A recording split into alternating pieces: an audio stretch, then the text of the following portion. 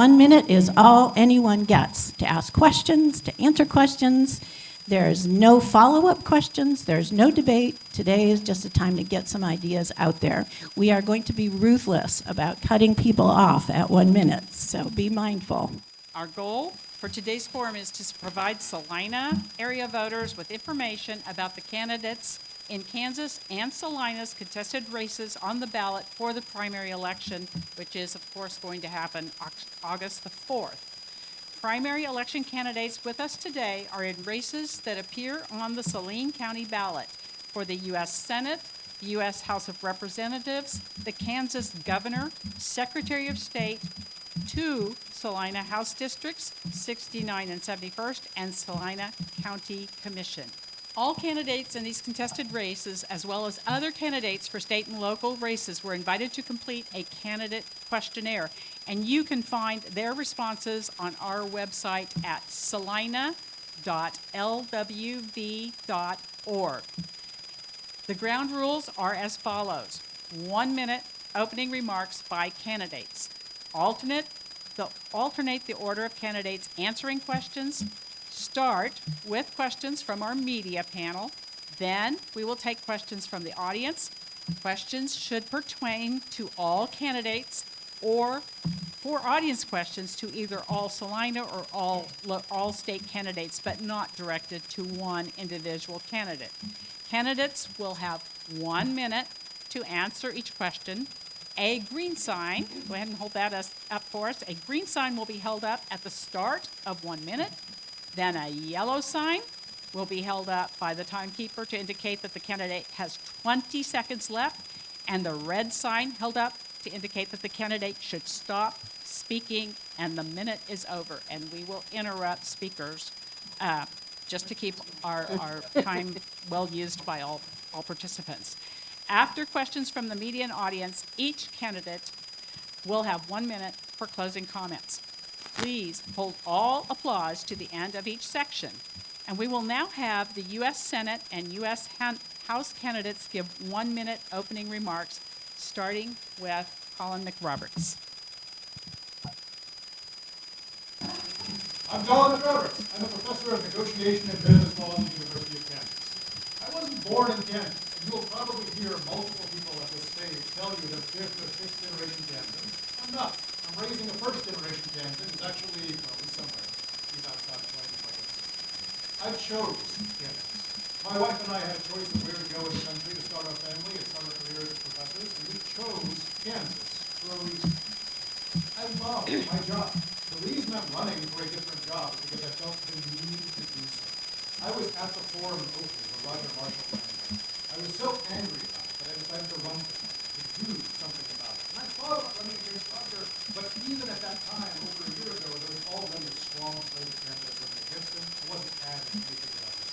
And we have not had a strong, assertive, professional campaign for the first district in quite a while. It isn't needed. It's necessary. And it's what I can do. And we've had tremendous success. We've raised more money than the last two candidates combined, endorsed by Governor Sebelius and Governor Carter. We are bringing a different kind of race to the first district to maximize this blue wave as an opportunity to build. Thank you.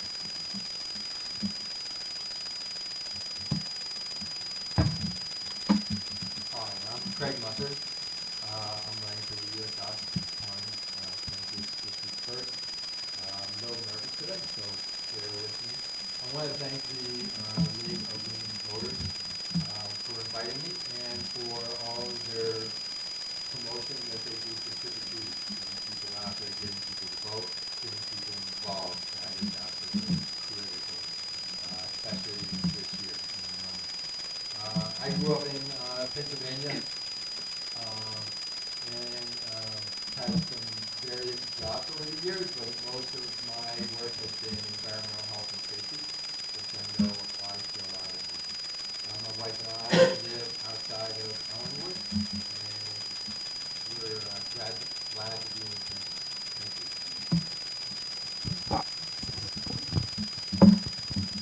Hi, everyone. I'm Lauren Reinhold. I am a single mom of kids who are now 18 and 24, an attorney of 29 years, And until last year, I was a proud public servant of the Social Security Administration. When DOGE pushed out me and 200,000 other federal employees and broke our agencies last year, what I realized I wanted to do next was continue to serve in my public service capacity. So I am running this race to be your congresswoman because I want to get the federal government back working for people and not corporations. So by focusing on what we have in common, because we have a lot in common throughout this district, we have more in common than we don't. And that's what my platform will focus on, is what we have in common and what we need for our lives. Thank you. Good afternoon. My name is Jason Hart, and we are now switching to the U.S. Senate category. I am running for United States Senate against Roger Marshall. I'm running as a Democrat. I am, like Lauren, an attorney. I'm a former prosecutor of sex crimes. I've been a public servant for all of Kansas for more than 21 plus years. The last 16 years have been in federal service with the U.S. Attorney's Office in Wichita. I'm originally from Dodge City. I grew up in Dodge City. I went to school here in Kansas, both undergrad and law school, and I returned out to my roots out in Dodge City to practice a little bit before getting into public service. Now, the reason why I quit my job in March as a sex crimes prosecutor is manyfold, but one of the reasons is I think our affordability crisis, to get to that, we have to sort the chaos crisis. And sorting the chaos crisis requires having accountability. And as a former prosecutor, that is my platform, is bringing accountability to D.C. where it is sorely needed, and having someone with the backbone show up.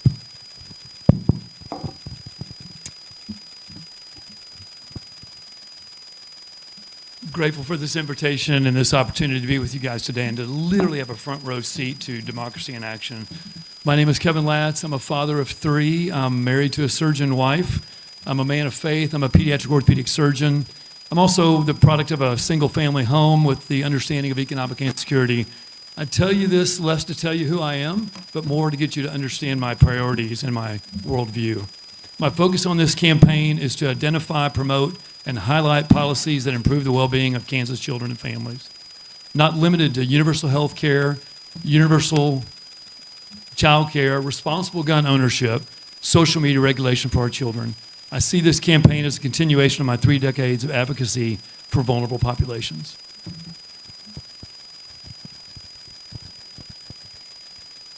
Good afternoon, everyone. First off, thank you, Salina League of Women. Oh, sorry. You want me to wait? She got to reset the timer. I tried to get 3 extra seconds. It didn't work. Thank you, Salina, for showing up. Thank you, Salina League of Women Voters, for having us. My name is Eric Murray. I'm running against Roger Marshall for the U.S. Senate. But more than running against Roger, I'm running for a better future. As a public school kid, the son of a public school teacher, I'm a husband, I'm a father, I'm a lover of humanity and community. And what is going on right now in Washington, sadly, and in Topeka, is chaos. Chaos is bad for communities. Corruption is bad for business. We've got to root all of those things out.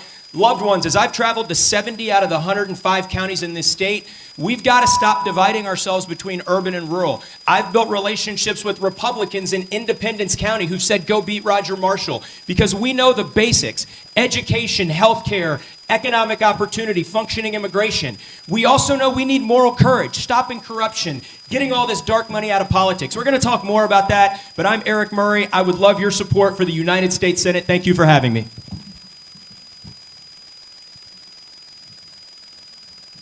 I'm Ann Perelker. I am running for the United States Senate. Like a lot of you, I was upset with my elected officials last year, went to the Oakley Town Hall, went to protest, did all of that, went home to see if I could recall Roger Marshall because I was so mad about the treatment of the people there. He owed us his time that day, and he refused to give it. I am an immigration lawyer, married to a naturalized citizen from Mumbai, India, and that is another reason why I felt called to run at this time. I'm also a former educator. I was a history major with a political science minor and a secondary education concentration. I'm licensed to practice law in 3 states, and I renew my law license. I renew my oath to our Constitution every year when I renew my law license. I'm running because I want accountability. I want institutional reform. I want a government that serves us like I was raised to believe it's supposed to do. I am also running because I have 2 children who are 8 and 10 in our public schools, and I cannot leave this world to them the way that it is. So I have to fight. My father died when I was 17, which for me will be in the next 6 years. And I'm not willing to leave it up to anyone else anymore. I've voted the way I was supposed to vote all this time, and I'm not going anywhere. I am fighting like heck for all of us. So thank you so much. And we have one more statement to read out for Sandy Spidell Newman, who could not be here today. So she writes, thank you to the League of Women Voters for hosting this forum and for your commitment. I'm disappointed I can't be with you this afternoon due to a prior commitment, but I'm grateful for the opportunity to share why I'm running to represent Kansas in the United States Senate. I've spent my career bringing people together, solving complex problems, and leading with integrity. I grew up in a Republican family, built my career in a Republican-leaning industry, but have always been a Democrat, and I have learned that lasting solutions come from listening first, respecting different perspectives, and always putting people above politics. My campaign is built around 3 simple priorities: undo the harm, chart a path forward, and eliminate the corruption to restore trust in government. That means strengthening health care, supporting public education, standing up for our veterans and farmers, lowering costs for working families, investing in Kansas' future, and holding those in power to ethical standards. Yeah, this 1 minute rule, it's not easy. And now we get to progress to having our guest panelists pose their questions to the candidates. We'll have the 3 panelists take turns asking first one question of all the candidates in turn. Joyce, would you like to start? And 1 minute question, 1 minute answers, and it's time for Craig to begin since Colin started, and we'll follow that rule. I don't know if we can do 7 answers to the same question, but we're going to try. Agriculture remains Kansas' largest industry. What changes would you advocate for in the next farm bill to better serve Kansas producers, considering the staggering input costs they're experiencing due to federal policy and practice? First off, we have to be more consistent throughout our markets. The chaos of destroying our markets for the farmers, destroying the ability for other countries to put their money into us, it's really not working very well because the government ends up handing money back out. That's really not how I see it. Monopolies, not normally a Republican thing to go after, but it's one of those we're going to have to do. Monopolies affect items coming in the door, items going out the door for the farmer, the equipment. It's all an issue everywhere across the board. So we're going to have to take a serious look at how we want to come together to handle farming.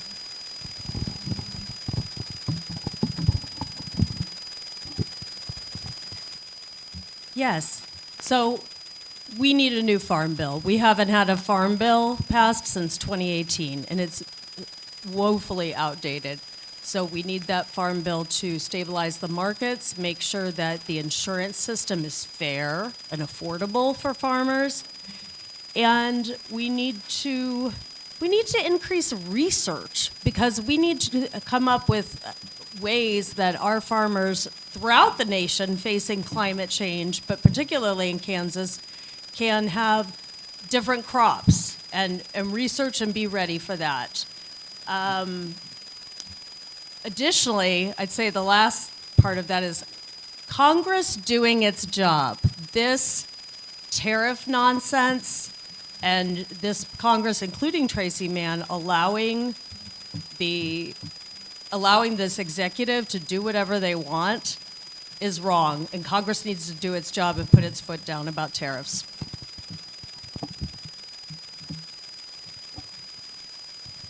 All right. Excuse me. So in order to help farmers and ranchers in their input costs, we have to start, I think, where Lauren left off, which is removing and restricting these incoherent tariffs. We have to get ourselves stabilized internationally so that we're not involved in these conflicts that increase our gas and diesel prices. But then as it relates to the farm bill stuff, we need to be dismantling these vertically integrated markets. Much like we have in healthcare, we also have that in the farm side, where you have folks that are providing the seed, and then they're also the folks that buy the resulting commodity.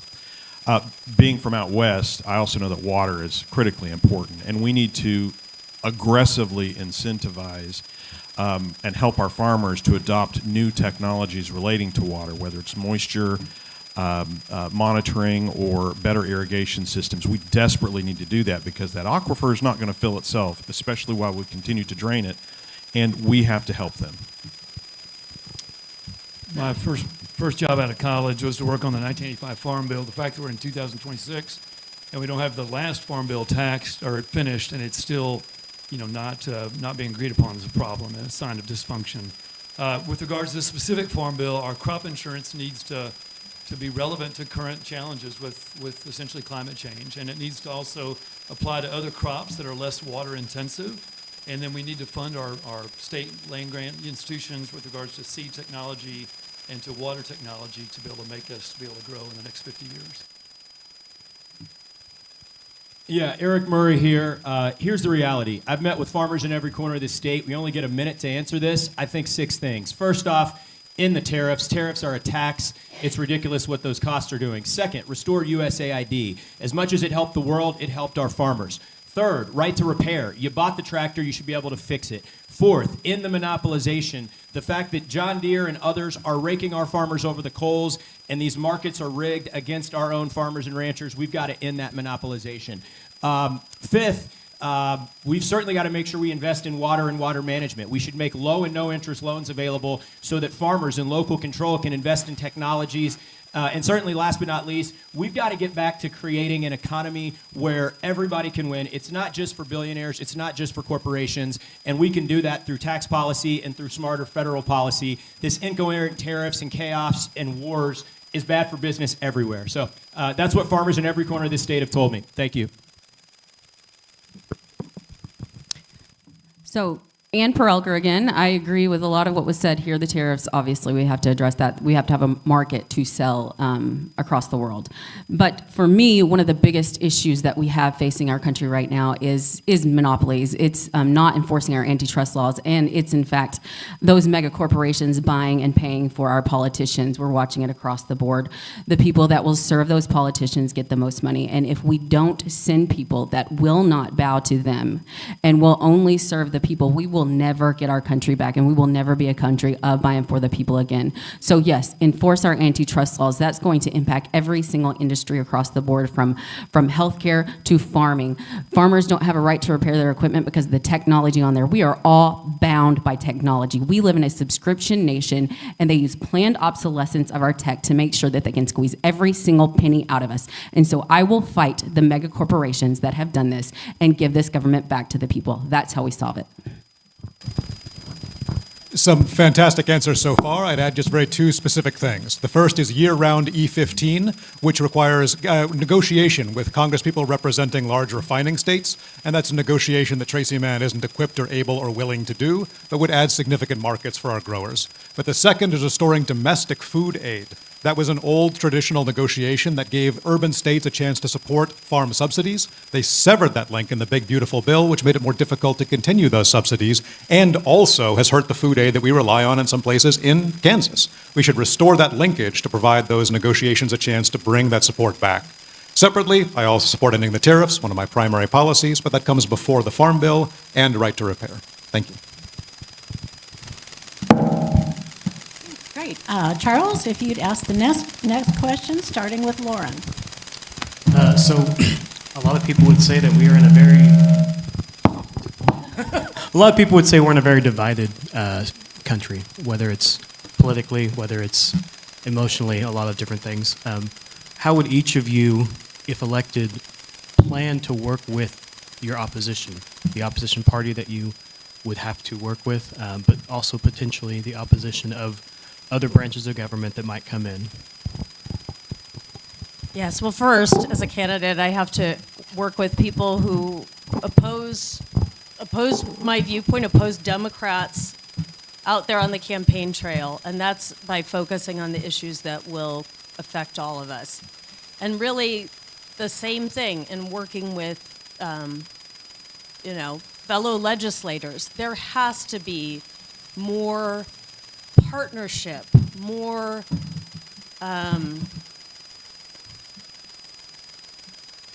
getting along, negotiating, relationships that are beyond tearing each other down.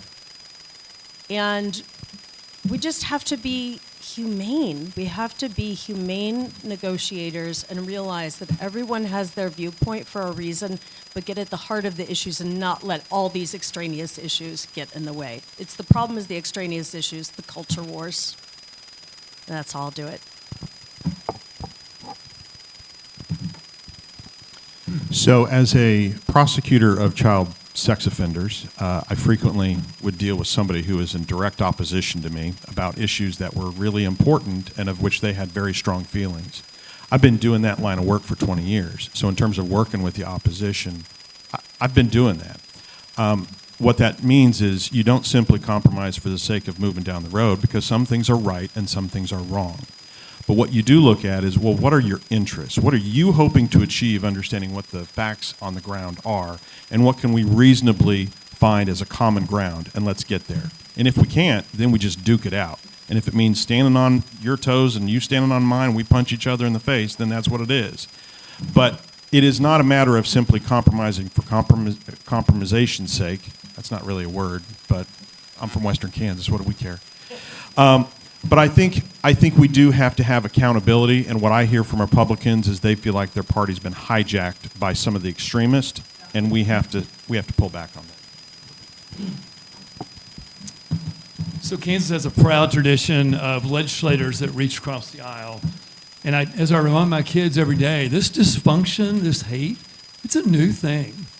This is not how we've always been as a country. There's been a tradition of Republicans and Democrats thoughtfully getting together and compromising. That's not impossible. And what we're living in now is not how it's always been. I will tell you, I used to think that my job was to come in and tell people the answer to their problem. And now I've learned that my job is to sit down and listen and understand where they're coming from and then come to mutual decisions. And I'm a better doc because of that. That being said, some things are literally not negotiable. And so sometimes there is not an opportunity for compromise. Yeah, thank you. Eric Murray here. 3 things that we need to do, loved ones. Problem solving, accountability, and trust. In the problem-solving category, I think we'll agree if we have conversations with our friends and neighbors, irregardless of party, we've got to put people over politics. We've got to put people over partisan interests. We've certainly got to put people over special interests. This is not left versus right issues. This is chaos and intentional dysfunction so that the top 1% or the top 0.1% and corporate interests can rob us, not only of our economy, but rob us of our humanity and our decency, and now today our Constitution. So I think if we focus on problem-solving and the basics, we'll find we have a lot more in common than we don't. Secondly is accountability. I think that the reality is whether you're a Republican or a Democrat, right is right and wrong is wrong. And if you did corruption, if you're in either party, we've got to be willing to call it out. And standing, if Clinton and Trump are both in the Epstein files, they probably both need to walk out in handcuffs. We've got to get over partisan. And if we do those 2 things, we'll get to the last thing, which is trust. We got to rebuild trust in government. Thank you. Ann Perelker, and I love this question, but I cannot answer it in a minute. I have been doing this work. It is part of the reason why I felt I had to do it, because I grew up in a conservative family in Pine Bluff, Arkansas, blonde-headed, blue-eyed girl, and I married a man from Mumbai, India, and I grew up Presbyterian, and I'm married to a Hindu, and I have lived a life that affords me the ability to talk to and understand and find common ground with anyone. I even have a Trump supporter who, while she sends me things that I can't stomach right now because she doesn't understand what's going on, she shares my stuff on AI data centers. So I can reach the people. I know that I can because I've been them. If I didn't live my lived experience, I might still be. I can genuinely talk to everybody. I can genuinely find common ground. I want to tell you this analogy really, really quick. My best friend said it. It's like we're all on a boat. The United States of America is a boat, and we got holes in our boat, and instead of working together to plug the holes in our boat, we're arguing over what the guy next to us is wearing. We got to focus on the holes in the boat. My primary opponent said the solution to this is negotiation. She She's right about that. Negotiation is what I do, not just as a teacher, but as a consultant for 15 years. Businesses, nonprofits, even diplomatic and military teams from 24 countries around the world have called me in to help them negotiate some of the hardest deals imaginable. And my friends, they do not call on me when the solution is an easy path to yes. They call me in when they cannot see how to get to a yes, and I help them do that deal. That's what I do. That is my expertise, and it's an expertise that's been proven because they don't call me back if I'm not helpful. Negotiation is how we solve this problem, by finding the interests that both sides share. And as a business person, a business professor, I can find that quite easily with Republicans, even on some of these hard issues. Thank you.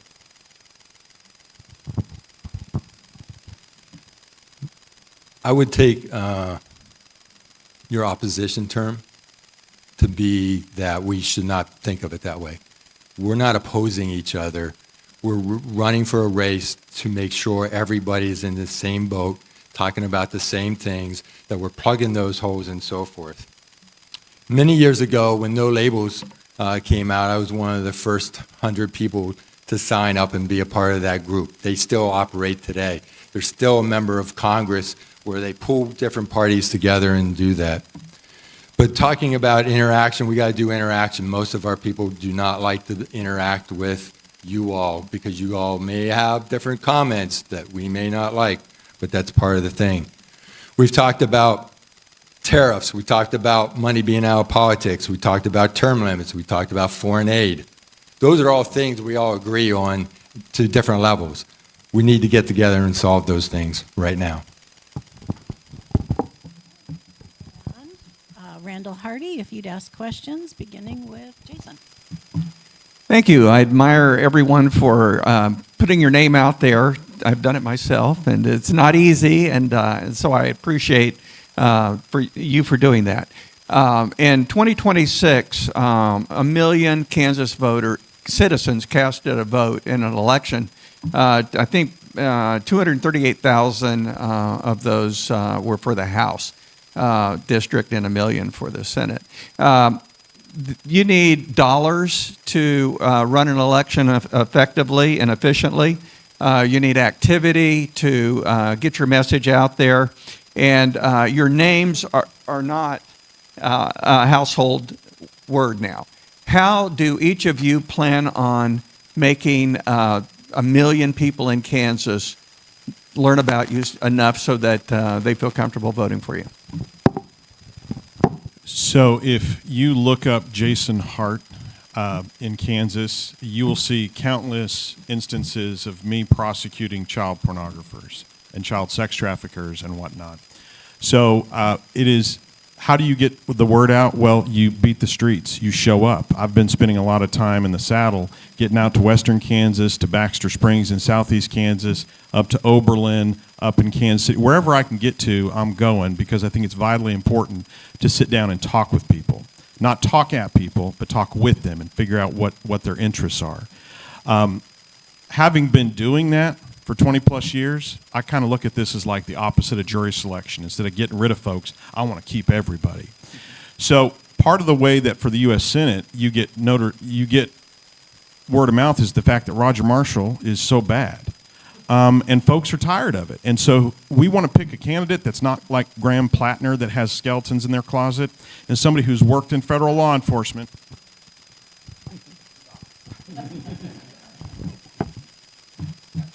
So while I agree that money's important, it's not the answer. The last person that ran against Roger Marshall raised $30 million and lost by 14 points. And so it's not the answer. It's just not. That being said, you've got to get your name out. And so as this group would know, we're driving, we're flying, we're meeting, we're talking all across the state. That's vital. It's vital anyway to know what folks think and what folks care about. And so we're doing that. The fact is now it's easier to do than it was 6, 10, 20 years ago because everything's out there digitally and everybody knows about you, and I'm filling out a survey a night. And so it is not hard to be informed as a Kansan now, and it's up to us to do our job and to send a message that's appealing to folks. I will also tell you I've done 300 or 400 surgeries a year for the last 30 years, and so I have a number of families who I've touched personally, and I think that word of mouth gets out. Yeah, hi again, Eric Murray. First thing is showing up. We're all running against an incumbent who just doesn't show up, got run out of his own town hall. As you heard, I've been in 70 of the over 105 counties. We're going to try to get to all of them, but we show up every place, everywhere folks want us. Young students have called us saying, hey, we love your campaign, we love your energy. Will you come and talk to us? And that's in Cloud County and Concordia, and we did it, and we brought friends along, several folks on this stage. When you talk about money, we've got to get all this dark money out of politics, but for a kid from Wyandotte County, Kansas, I'm from Kansas City, but I'm not from Johnson County. I am the #1 federal FEC filed fundraiser in this race. I know there's new folks that have put out press releases, but you go look at the data. 100% of our donations have come from individuals. No PAC money, no special interest money. That means we've got a grassroots campaign. Lastly, we're helping candidates up and down the ballot. We're here working with Sherry Bushell. We're here working with Megan Rico. I can't knock 700,000 doors, but by helping others, we can, and it's the teamwork. Every other candidate talks about themselves. We talk about how we can work together. Thank you for the question, Randall. So I appreciate, oh, wait, am I ready? So actually, that's not true. I've actually been helping people across the state since I started last year. I started all of this as the grassroots candidate because no one was stepping up to fight for me. And so you asked me, how am I going to do it? We've done the most with the least amount of money. Nobody's going to raise $1 million now because of the number in this race. We've all had to struggle raising money, except for those of us with political connections and a donor base already built up. I have gone from a political outsider who didn't know what I was doing and moved this far. Look at us on Facebook, look at us on TikTok, and check out my op-ed in the Kansas City Star this morning. We can get the name recognition because we've got the boots on the ground, because we've got the grassroots community backing, and that is the only way we get our country back, is if we stop sending big money, we say finally enough is enough, and we the people come together. I'm not going to do it, but we can do it. So that's how we do it. We the people together, all of us. So fundraising for CD1 is considerably more difficult than for the Senate races because we don't get to touch Kansas City in the same way. But we've done quite well. I've managed to raise more money than the last two candidates for this seat combined, more money than 5 out of the 6 prior candidates. We're happy with that, and we're spending it on radio advertisements and Facebook advertisements and print advertisements to get our name out there. But more importantly than that, we've had a strategy of looking for endorsements from significant Kansans to signal what I'm really about, what our strategies are, what our goals are, and that's also been quite effective. At the event last night, I rattled off a list of half a dozen endorsements, but the short version is Kathleen Sebelius, John Carlin, 3 of the Senate candidates, and a number of other prominent people who give us a chance to show to people who don't know me very well, the people you do know me, and they've endorsed me for this seat, which has been quite effective also in getting our name out there. Thank you. I would talk about money if I had money. So the reality is whenever you're running against an incumbent in the same party, you get cut off pretty well. So that's really not what I'm talking about. We're getting on the radio, we're in podcasts, we're being very selective. We're going out knocking on doors. I've been from the Northeast to the Southwest to the Northwest. People will see my signs here and there. They'll see my cards, so forth. So getting out and about is the primary way for me to do it. But honestly, it's the whole entire group up here getting people to that tipping point. Do you want to get up and go vote, or are you going to stay home and put up with everything that's going on? That's the tipping point, and everybody in this race is together on that one.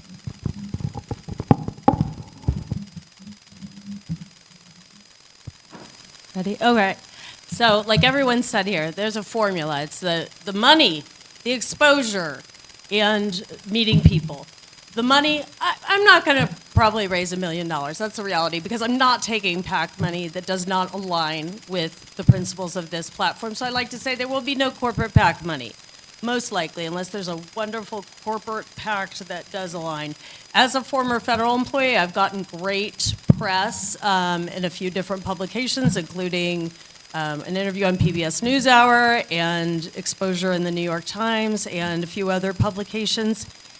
And really, it's about getting out there, traveling the 18,000 miles that I have so far, meeting with as many people as I can, and doing this campaign on a shoestring. I stay at the Best Inn when I'm in town here. I don't stay at the Marriott. I drive my car that has over 100,000 miles on it. I don't claim mileage on it, just gas.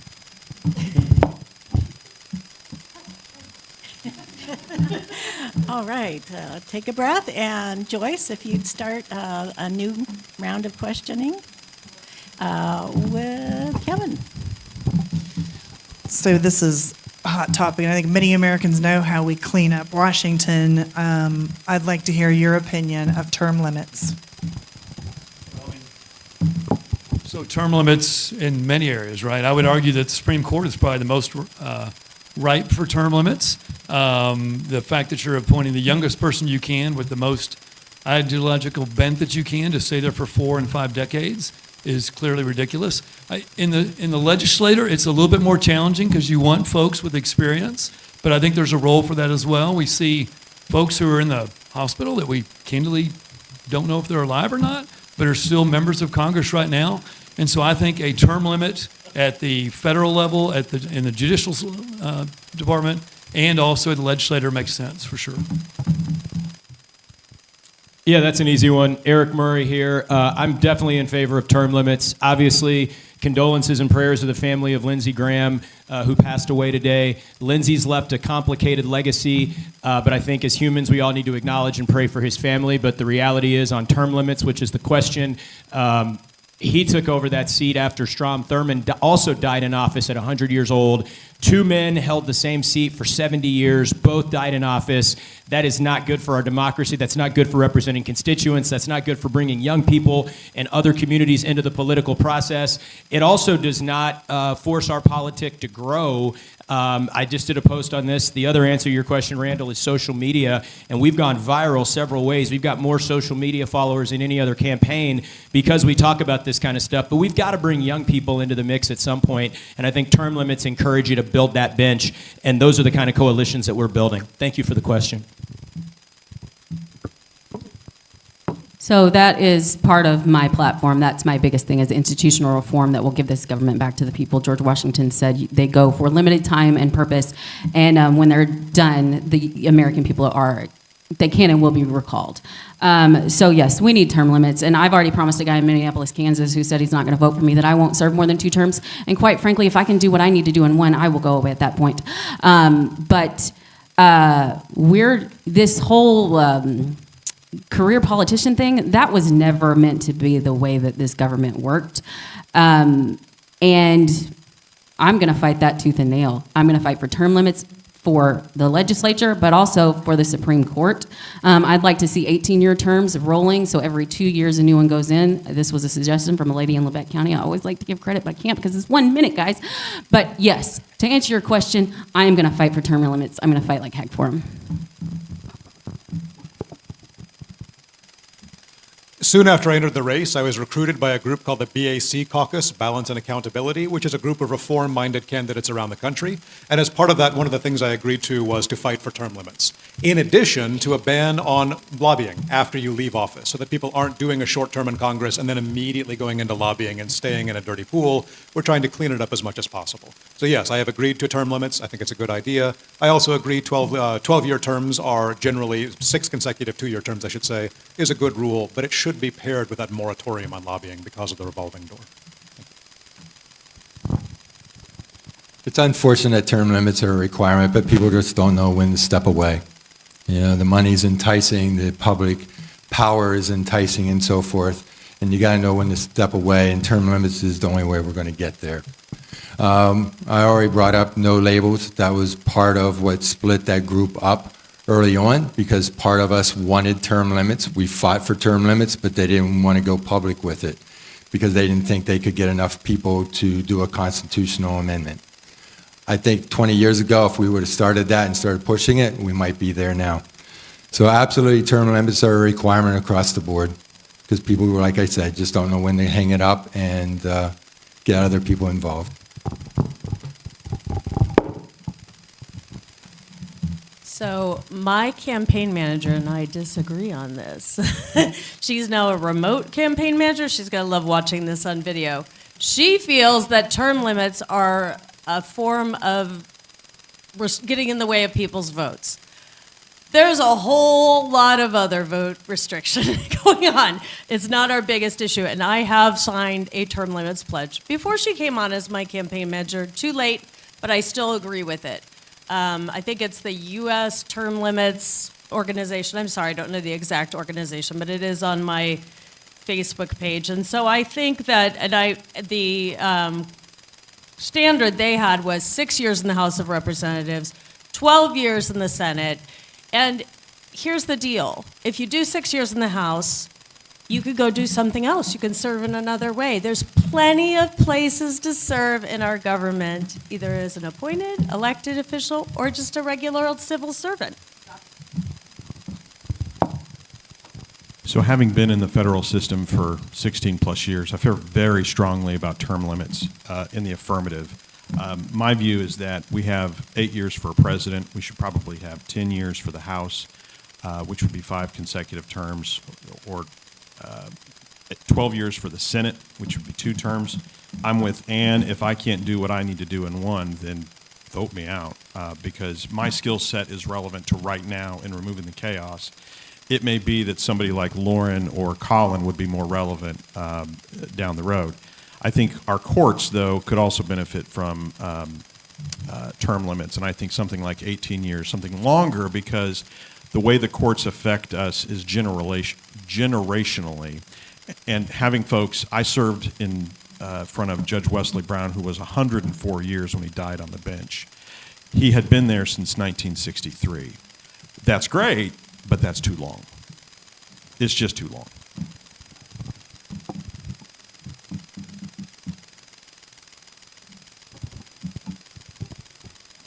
Charles, are you ready with your second question, starting with Eric?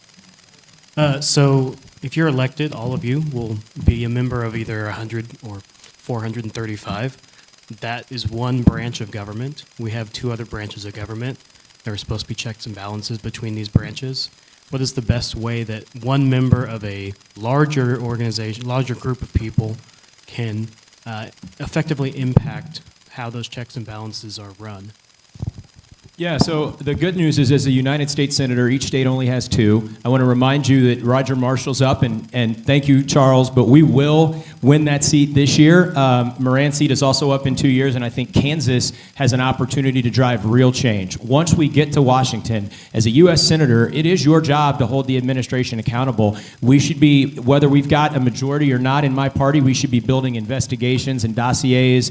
We also need to be making sure that we fight everywhere we can on committee assignments and appropriations to make sure that we are not participating in any of this corruption and carnage that is there.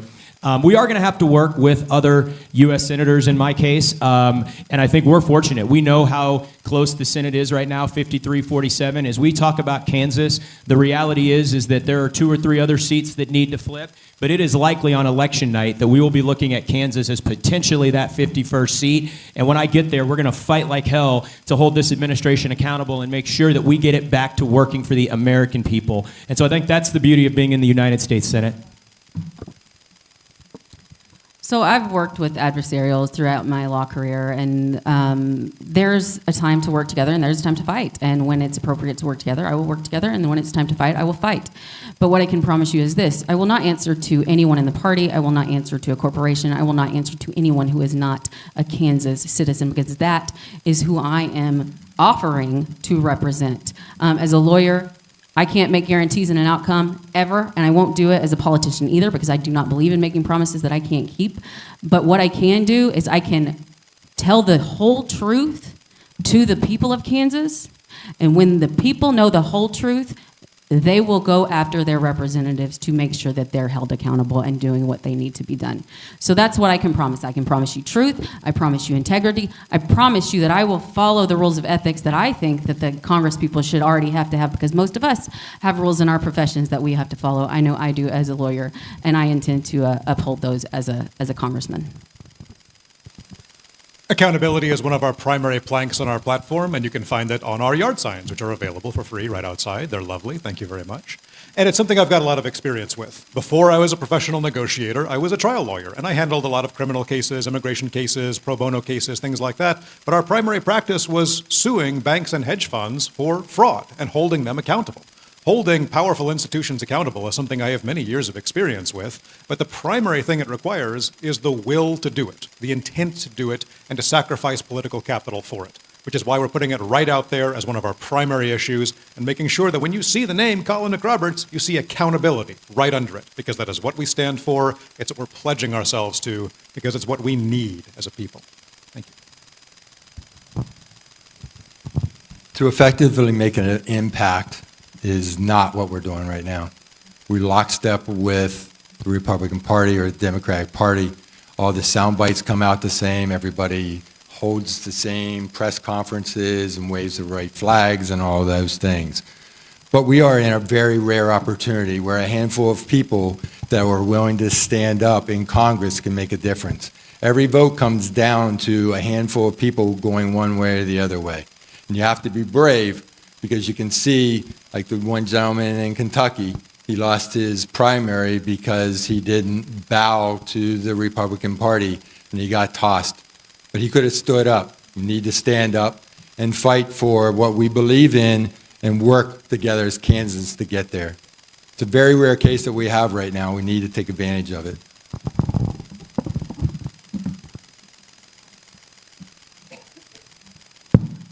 When Congress passes a law and it's signed by the president, or Congress appropriates money and that's signed by the president, that's what's supposed to happen and how the money should be spent. And this Congress has allowed tons of things. I mean, I can't even list them all. We're going to even find them out over the next few years that have not been followed. The law is not being followed by our executive branch. Congress needs to take its investigatory power back, and both houses of Congress have investigatory duties and ability to hold hearings. I talk to a lot of people who say Congress doesn't do anything. Well, if we have a majority in the House and the Senate, Congress will do more on these hearings.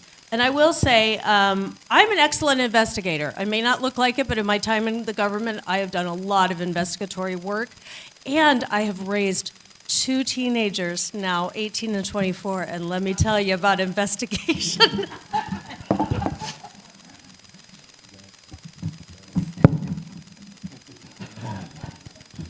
I got a 14 and a 9-year-old at home, so yeah. So to me, the best way to impact checks and balances is what I talked about earlier, is accountability. And Congress, and specifically the Senate, is where we saw the Watergate hearings happen, where you had a skilled trial attorney conduct public exposure of corruption. That's what I want to go do, and I have a specific and unique skill set for that. So when you talk about what impact happens when Kansas selects a prosecutor of pedophiles to go as the U.S. Senator, when they haven't done Democrat in 90-some years, that's a significant message and a shot across the bow, and it changes the narrative. I'm also a candidate that I quit my job standing on principles of what is right and defending the Constitution. So that's what I'm going to go do, not because the party wants me to and not because a president wants me to, but because the people I represent expect it of me. So Article 1 gives the primary responsibilities to the legislative branch. Article 2 is the executive branch. That's how our founders set it up, was that the legislative branch would be the more powerful of the two. And so when we flip the House and when we flip the Senate, that is the opportunity to then have that go back, legislative branch go back and claw back the responsibilities and hold the executive branch responsible. I also think it's important not to follow lockstep with your party leadership. There will be times, I'm certain, where I will not follow the majority leader's guidance or recommendations. And so I think that independence is important too, to restore that accountability.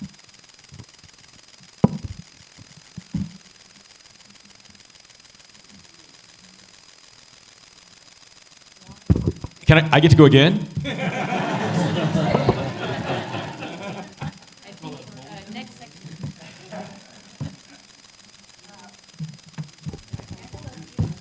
All right. Congratulations, you've been elected. All of you have been elected. And so my question as regards to you go to Washington, you sit behind your desk for the first time, and you say, well, how do I be a senator or how do I be a representative, which is pretty common. But what I would like to know is what would your relationship and visibility be with the citizens of Kansas once you're sitting in behind that desk in Washington? So, great question, because we're all upset that they don't care about us until it's time for a vote. I want to have a campaign chair in every single county. I want to maintain that person once I'm there so that every single county has a direct line to get to me. I am also committed to coming back and holding at least quarterly conventions for everybody, so 4 in a year, to the extent that I possibly can. I'd love to do it more. Now I do virtual town halls every Thursday at 6, unless I have another event scheduled, so that's something that I would like to maintain as well. I'm very available on social media. We have a Discord, which some people might not know what it is, but the young people are on the Discord. Yeah, I mean, I'll be honest with you, I don't really want to live in D.C. My husband's like, oh God, if you win, you're going to be so miserable. And it's true. I don't look forward to that. That is not what I wanted to do with my life. I had a solo immigration firm, and I was raising my babies around that schedule. And I'm pretty content like that. But I just can't leave this world for someone else to do it. So I will absolutely only answer to the people of Kansas ever. So one of the first things I did as a candidate was a tour of chambers of commerce across the district. And Democrats and Republicans in those positions would tell me, you know who's great? Jerry Moran. Democrats don't like the way he votes, but they appreciate that he answers the phone if you call with a problem, and he does the other part of the job well. Nobody, Democrat or Republican, had a good word to say about Tracy Mann or Roger Marshall, because they don't show up, and they don't do that part of the job. And so one thing we all have in common on this stage is, even Craig is the Republican here, we all have an obligation to repair the damage that's been done to the relationship between the federal delegation and the people of the state of Kansas who have not been served by either Tracy Mann or Roger Marshall. That's it. We have different ways of doing it, but everybody on this stage is going to show up in a way those Republicans have not, because they have safe seats. They take this place for granted. They see no need to show up or answer questions. We will never be able to take this seat for granted. We will have to perform. That competitive necessity will put us in those places to answer questions like this. Thank you very much. So I agree with both of them. Interacting with the people is absolutely critical. Taking phone calls, getting out to the public, and so forth. I had the luxury of actually going to Washington, D.C. almost every year. Where I grew up in Pennsylvania was very close. My one son and I would make a routine trip to the D.C. and so forth. So being there is not going to be new. The newness part is getting out, interacting. You got to walk down to the different offices. You got to walk to the different departments. You got to make the phone calls. You got to put the time and the effort into it. You can't just send an email. You can't just send a text. You actually got to show up in person, get there, knock on doors, just like you were getting to people to vote for you, and get interactive with them also. That's what it's going to take, and I'm up for the challenge. Thank you. It's my understanding that Tracy Mann has not held a town hall since March 2025. That is unacceptable. Showing up to private meetings and then publicizing them like they're town halls, that's all he's done in the last nearly year and a half. Unacceptable. So having regular town halls, virtual and live, meeting with the constituents as much as possible, I am committed to that wholly.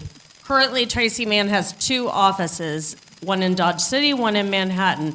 People in those towns tell me that they don't see much activity going on in those offices.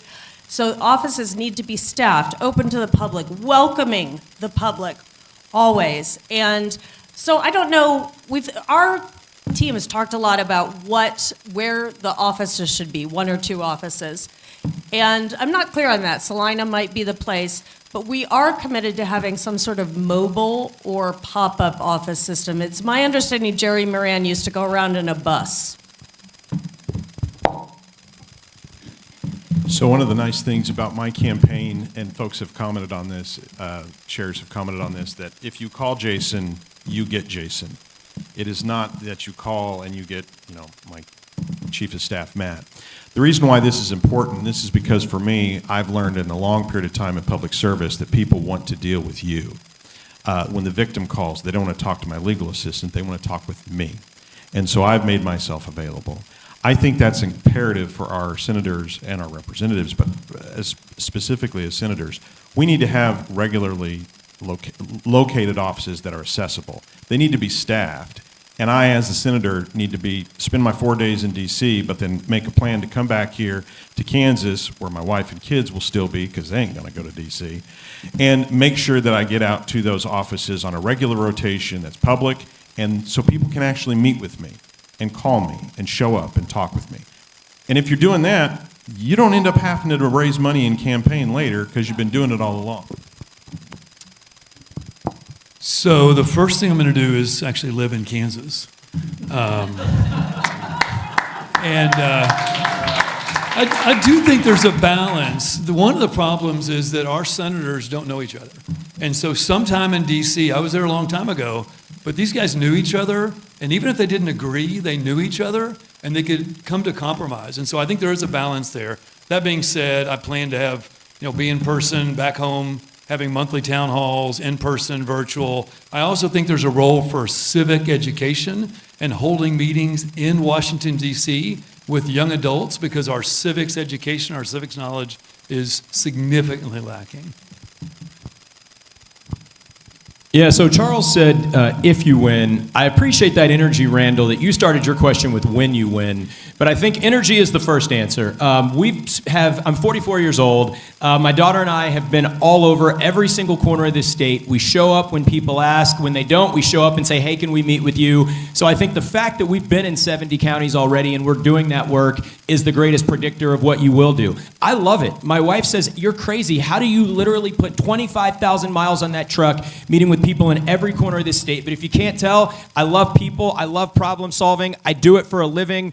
I build things for a living. I build affordable housing and EV charging infrastructure using a thing called opportunity zones. I've been in every county looking at, hey, how can we use the one decent policy that's in the OBBBA to help your county? And that's the kind of work that I want to continue to do coming back to Kansas. And lastly, again, I'm 44 years old. I don't even like Florida, right? So the reality is I'll be here in Kansas doing the work as we always have. My kids still go to the same high school that I graduated from 25 years ago, that my mom graduated from in 1967. So we're not going anywhere. Okay, thank you. We will go ahead, give our candidates a hand.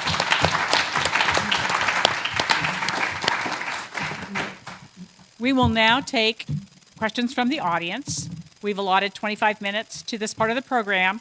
To do this, however, and to be fair to all who want to ask questions, we need everyone's cooperation in limiting your question to 1 minute or less, no exceptions. So please think about how you ask your question with the fewest possible words. Ask succinct questions, not making statements or opinions. Avoid questions that require extended, multiple responses from the candidate. So please do not address your question to one candidate. Your question should be addressed to either all the Senate or House candidates, and in the second session, all state or Salina candidates, not a particular candidate. The timekeepers will give the audience members the same signals as the candidates had, with a green card for the first 40 seconds, a yellow for the for the last 20 seconds, and a red card when it's time to stop.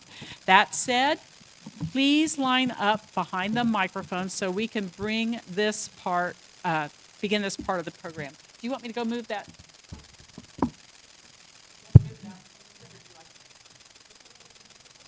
Seems fun.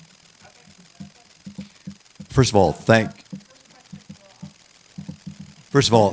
you so much, all of you, for your time, diligence. It is sincerely appreciated.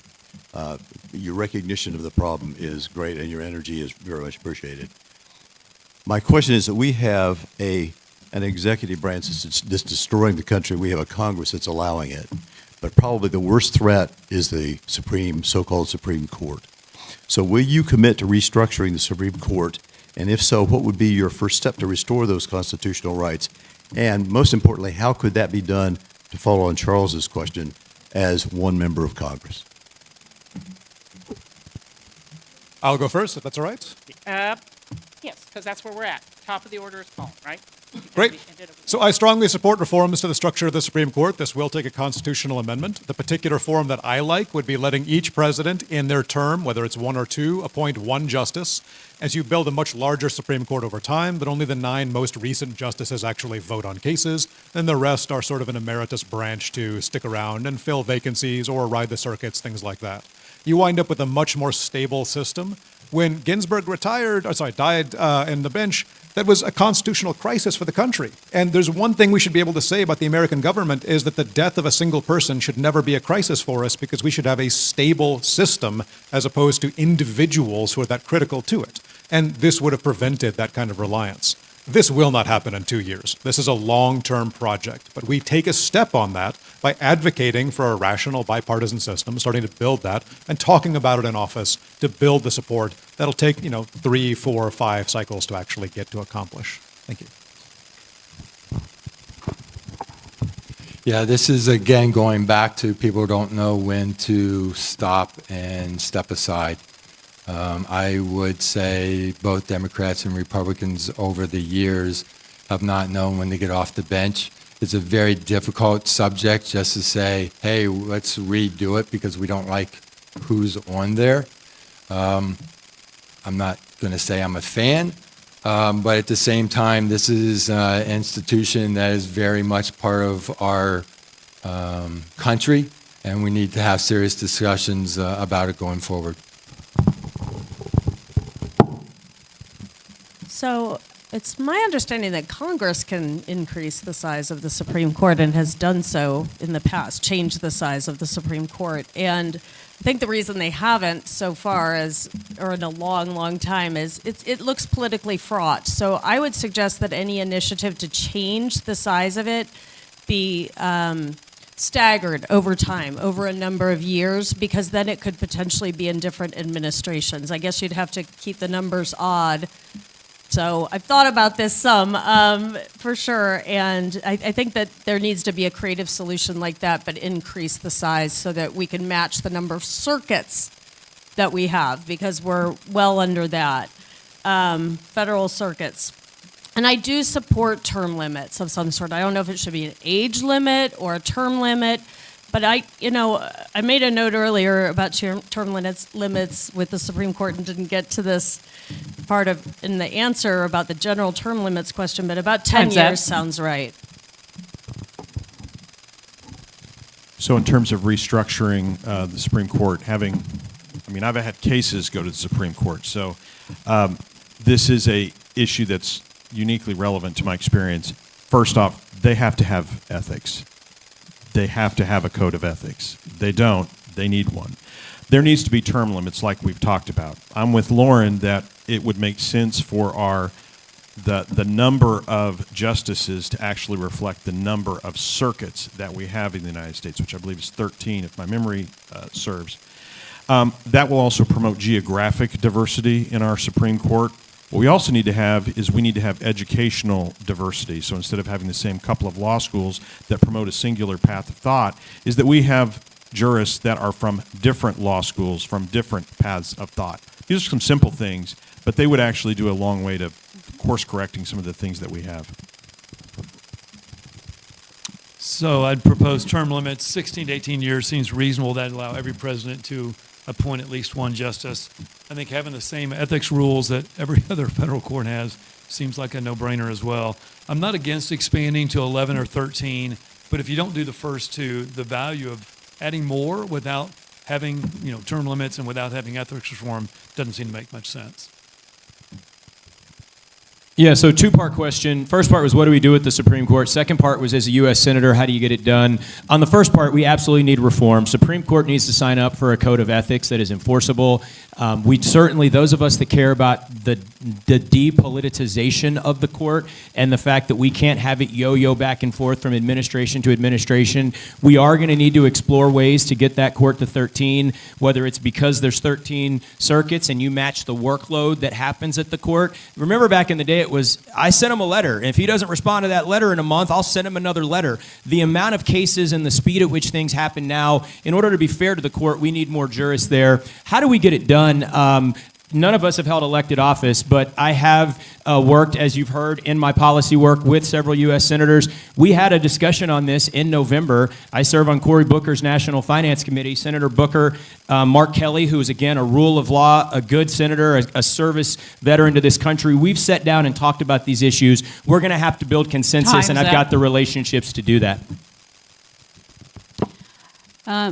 So I agree with, I think there are some great ideas up here. I'm not sold on expanding the Supreme Court, and that's mainly because we have a lot of children in office right now, and if we do that, it's going to be, oh, well, now we're going to expand it. Oh, well, now we're going to expand it. Oh, well, now we're going to expand it. So first, let's vote out the children. I do want to see reforms for the Supreme Court. What's going on right now is abhorrent. As a member of the judiciary, as an attorney, I am not supposed to say bad things about the Supreme Court, but y'all, this is messed up. We have to do something about it, but the only way we're ever going to do it is if we educate the public about what is happening and what needs to be done. They have the whole truth, and then they vote accordingly. If we keep sending people who are part of this mess, who have these vendettas against each other, who are more worried about getting back at so-and-so that didn't vote for a bill that they wanted passed than they are serving the American people, we're never going to get out of this. So that's what I think we have to do, is actually send public servants back in. Time's up. Next question, we'll be starting with Craig Mustard. Okay. So President Trump's budget proposal for the next fiscal year completely eliminates funding for adult education services, such as preparation for the GED exam and instruction in English language. His rationale for cutting these funds is that adult education has, quote, inappropriately incentivized illegal immigration, unquote, even though now we are required to have proof of eligibility from our students. According to the National Reporting System data from 2023 and 2024, Kansas has more than 150,000 adults ages 18 to 69 without a high school diploma. Also, there are over 100,000 adults in Kansas that speak little or no English. My questions to you are, what do you know about adult education, the value of it? Where do you stand? Adult education is something that I basically do for a living as a safety director.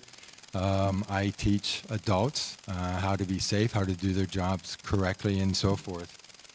I would say our budget system is totally screwed up at the moment. Priorities are way off base. Education is critical. You're talking to an individual that has a bachelor's degree in physics and chemical engineering. I have a master's in business administration and safety. So education is critical. I am always for people learning, period, across the board. As adults, need to understand new languages. I'm often amazed how people who come from other countries know their language, learn our language, and we get upset with them because we can't speak their language also. They already speak two, we speak one. I'm not sure I understand why we want to degrade their abilities. But that's where I stand. Thank you. Lauren Reynolds. So the most I know about adult education personally is that my son got his GED. He didn't graduate from the high school in Lawrence. He was troubled and had some issues. And I'm grateful that that program was there. And we need that we certainly need to have it available for a lot of people who can't complete high school for one reason or another, whether it's academic, whether they're troubled, whether they're in prison, whatever. We need to have that. We need an educated society. An educated society is critical to our civic structure as a democracy. And so I am full force about funding with that. And it's like so many other things that DOJ has cut and that this administration has continued to cut. We can't afford it if we tax the rich more. Period. And that's the drum I will continue to beat, is we tax corporations, we tax the rich. Yeah, you can clap for that. I'm actually going to remind you to hold your applause. We can spend 30 seconds of my minute on clapping for that. But So, in terms of adult education, I think any form of education, whether it's our kids or adults, has a bigger return on investment. Personally, my experience has been in the cases I dealt with. What I would frequently see is, the defense side dealing with offenders. One of the things they'd often do is get their offenders their GED or their high school equivalency in order for them to be productive, and that was oftentimes one of the best indicators of that person exiting the criminal justice system and not returning to it. And that's simply because education gives you opportunity, and opportunity gives you skin in the game. And if you got skin in the game, you play by the rules. And so this is why you would cut this, is just to create more chaos, which is on brand for this administration, but it's still the wrong thing to do. Yeah, I'm reminded that your budget in your home or at the federal level is a reflection of your morals. I was with the Garden City Community College president this week, who told me flat out that he lost all his funding for ESL, for citizenship classes, and for GED education. And by the way, he's also lost his Pell Grant funding as well. So what we're doing is making less productive citizens by cutting this funding. It's asinine. And so obviously restoring Pell Grants, restore funding for adult education is a no-brainer and a moral necessity. Yeah, I agree. Eric Murray here. I come from a family of educators. I sit before you today because of the public school education that I received.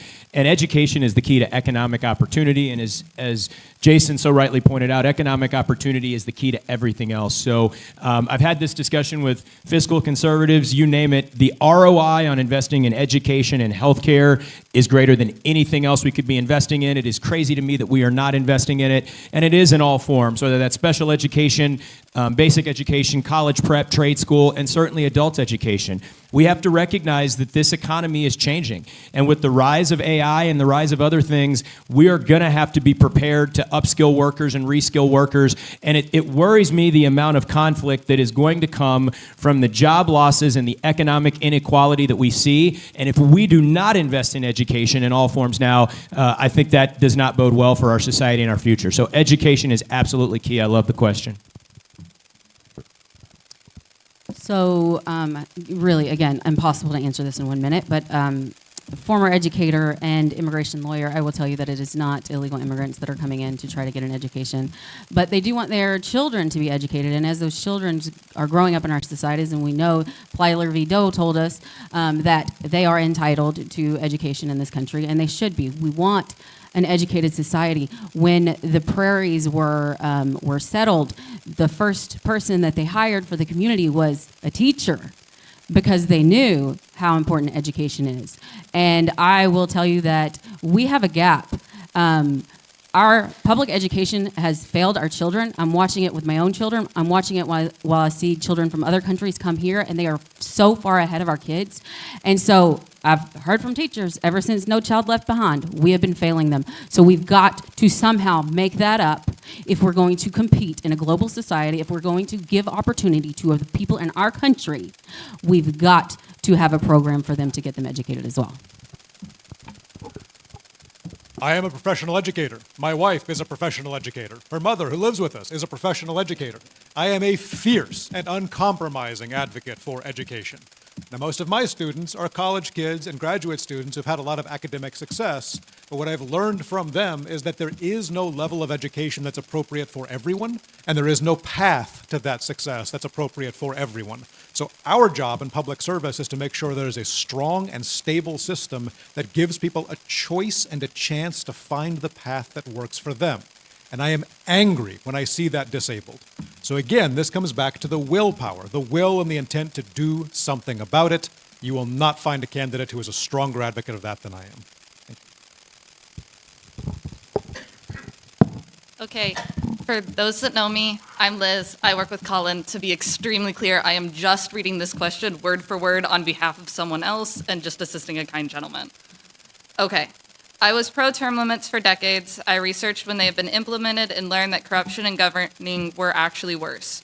This is referring to legislatures. Would you consider changing your position? And again, I work with him, but this was not his.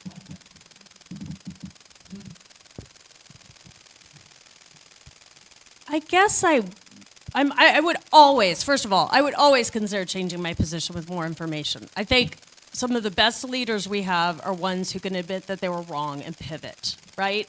So certainly with the right information, I don't have that information yet, but we do have to do something about corruption in government. One place to start is not allowing members of Congress to do stock trades. And not allowing the president, for instance, to give contracts totally against federal contractor law that I used to work with in my job in human resources learning, and favoritism. We have seen untold corruption with this Trump administration, and it's going to keep going. And enriching himself, the president also should not be able to trade stocks. But I think we just have to take a multi-pronged approach, is my opinion. Thanks. So if I understood the question, it is, would you change your position if you learn that their term limits promote corruption? I have not seen that research. I understand some of the ideology about it is that as folks in the end of their term, then they start thinking about where they're going to go, and so then they start making deals to sort of have that sort of golden parachute. That already exists. And so I think the better thing is to have term limits. I think, as Lauren said, having bans on insider trading, also exposing the corruption of these things, having codes of ethics for different branches of government would also be useful. But at the end of the day, I don't think term limits are going to promote more corruption than what we already have, which is a considerable amount, and we're stuck with it. And so term limits would actually reduce the amount of corruption we're currently dealing with. Yeah, I'm always willing to change my mind based on data and research. I think that's much more likely at the state level where there's less resources than the federal level, personally. I do think there might be some downside to term limits, but I will tell you that those downsides are outweighed by the opportunity for rejuvenation and younger folks, younger ideas moving into the system. Yeah, so Eric Murray here. On term limits, I am pretty firm in that stance. The reality is that until we can get to a government that respects a code of ethics, that passes the baton to young people, that encourages new ideas, that is representative of all of us, I think we've got to do something. It is sad to me that we have that false choice. If we had a few of those other options and reforms, we may not be as adamant about term limits.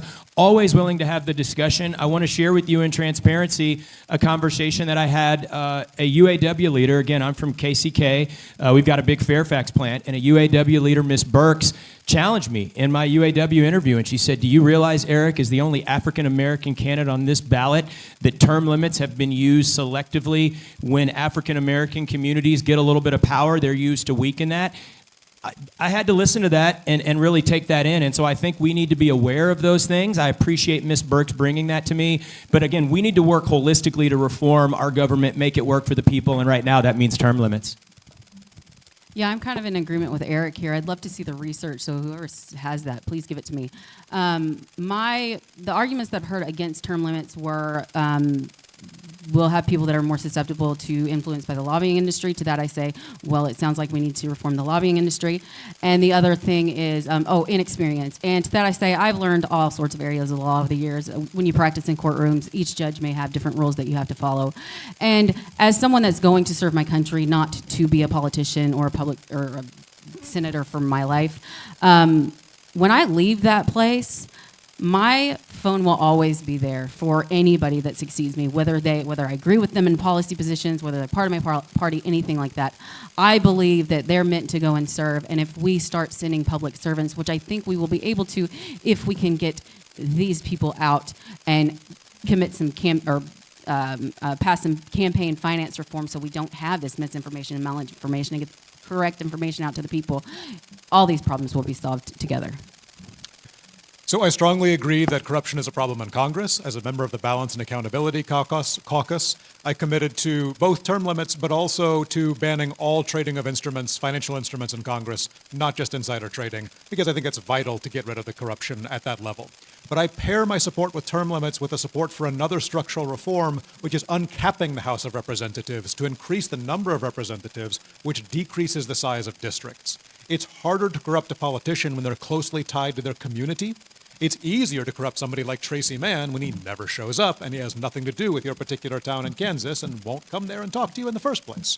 But if your representative represents a smaller area and a smaller number of people, it's harder to buy their interest and buy their attention. I think it's a much safer path for Congress. I would like to see term limits, but paired with a larger number of representatives and smaller districts for more transparency and to make it easier to fight corruption in the future. All right. Craig Musser believes that each other has to be held accountable. So if you're in Congress, you have to hold each other accountable. There are committees that you can take other congressmen or congresswomen and lay out your case of why they're not holding their duties, which I would say right now get in line because there's quite a few of them that need to be there. The Code of Ethics was brought up earlier about the Supreme Court, but I would say across the board Code of Ethics and holding yourself to that makes a difference. Why would I change my opinion? Based on research and science. Science is a real thing, research is a real thing, and it needs to happen more often than not. Also, I think League of Women Voters is an example of how groups need to get more people involved. All right? Term limits, vote them out. How do you vote them out? You got every 2 years, every 6 years, and so forth. But you got to get people involved. You got to get people to want to get them to that tipping Time's up. point. Okay, we have 2 questioners left. And because we only have time for really one whole table sweep, the first questioner is going to direct her question only to the Senate hopefuls, and our last questioner will direct hers to the House candidates. Good afternoon. I am committed to fiscal responsibility, and if my memory serves me correctly, our son Eisenhower was the last that had a zero national debt, and he had a balanced budget during his terms. Now, there have been some balanced budgets since then that I'm aware of. What would you do to save programs like our United States Postal Service, Social Security, and the programs that the citizens of this country depend on by balancing a budget and holding fiscal responsibility and decreasing our national debt? So, I got 1 minute? Jeez. All right, so first thing, I'm going to try to remember all those pieces. Social Security, you got to get rid of the cap on Social Security earnings so that folks, if they earn more, they still continue to pay in. Relative to funding these other things, we don't have a spending problem. We have a what we prioritize problem. So when we spend money on these foreign wars, that is what has exploded our national debt. And so we need to be using more of our soft skills of diplomacy and USAID to ameliorate our conflicts abroad. We're going to have to change our tax structure to uncomplicate it, to close loopholes, which I understand loopholes are basically deductions. And I think we need to centralize that more to our corporations and require them to pay more and pay their fair share. There's no reason why Amazon, who uses more of the infrastructure of our country and the benefits of our governance and law, pays less in taxes. That was good, though. That was good. So we're handing our kids a disaster. And again, I'll go back to immoral. This is immoral, what we're taxing, what we're leaving our kids. So you got to tax inheritance and capital gains like you tax wages and labor, number one. You've got to increase the corporate tax rate, thank you. To save Social Security, as Jason alluded to, you've got to abolish the 160K limit. And then, frankly, you need to have graduated payments for Social Security. If I'm retiring with $15 million, I should not get the same amount of Social Security regardless of how much I paid in versus the person that's living literally off that only. Yeah, this one's simple. There is no romance without finance. There is no romance without finance. Don't tell me what you love, show me your budget. We don't have a funding problem, we have a priorities problem. If you love war, go fund war. If you love billionaires, go give them tax breaks. The reality is we need a government that loves American citizens, that loves us, that wants to invest in healthcare, that wants to invest in education. If you love seniors, keep Social Security solvent by raising the cap. We've got to make sure that we tax the folks who have used the infrastructure of this country to build extraordinary wealth at the same level that we tax teachers and firefighters and laborers. And so we've got to build a fair tax code. We've got to reprioritize our spending. We cannot continue having a party in power that says that it is fiscally conservative, that adds $1 trillion a quarter in debt that our young people are going to have to pay while those octogenarians are dying in office. So we can do this by reprioritizing and fixing our tax code. We have enough money. We just need to have the love and the courage to do it. Eric Murray for U.S. Senate. Thank you all. So I agree with a lot of what they said, tax the daggum rich. But past that, I also, hear me out, want to go after the fraud, waste, and abuse. Not the crap that they said they were going to go after, but this buddy deals, this no-bid contracts, these people in Congress or the president's office paying their buddies outrageous prices for services and parts that they don't cost that much. So there is fraud, waste, and abuse, but if we start looking up for it instead of at the lady that's just trying to make ends meet while she raises her kids, we're going to find a whole lot more than what they say that they got doing Doge. So I'm for that, but actually doing it. Ann Perelker. I want to ask a version of this question basically to the House members, and it's particularly appropriate for them because the House is control of the federal budget.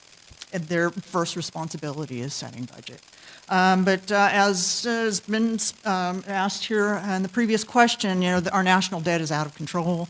A bigger and bigger chunk of the federal budget right now is going to pay just the interest payments on the national debt. We're heading for a financial cliff because of that. And I just want to remind everyone that over the last 25 years, we've put 3 wars now on the credit card, a big bank bailout on the credit card, COVID relief payments on the credit card, infrastructure on the credit card, and at the same time gave 3 huge tax cuts. So how would you folks in the House propose to close this gap?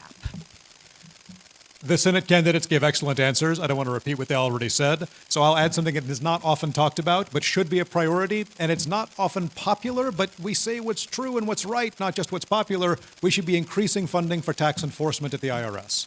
Tax cheating is at an all-time high, and it is under-enforced because the IRS is not able to enforce it. It does not have the computers or the personnel to make sure that people are paying what they owe, and I guarantee you that cheating is not evenly distributed along the income spectrum. It is much easier to cheat if you can afford a decent accountant and especially a good lawyer. As a good lawyer, I've seen my fair share of it. We should be enforcing tax liabilities because that's one way to increase tax receipts without changing tax rates, which is politically difficult. On top of that, you're absolutely right about foreign wars. I've been doing a series of videos about the terrible negotiations being done in Iran right now, and I'm adding they are incredibly expensive negotiations because we lost that unnecessary war, and it is going to be paid for by our children. It's obscene. And so between shutting down some of that unnecessary spending and also enforcing those liabilities. And here I thought I wasn't going to be able to answer a question about the national debt. So thank you for throwing that out there. The national debt is on my platform. It is outrageous to think how much money we spend just on interest. You take that interest rate and you put it towards the people of the U.S., Kansans, and so forth, and we're going to get something done. So just looking at this, we have eliminated attorney generals. What are auditor generals, what do our generals do? They go find fraud. We've eliminated them. The IRS, my proposal is you simplify the tax code. I mean simplify the tax code way down. So you eliminate the ability to have fraud. Corporations, 21%, they actually pay 9 to 12%. That goes for people too. So we need to take a look at the IRS and our tax code and get it under control. That'll help us get the budget where it needs to be.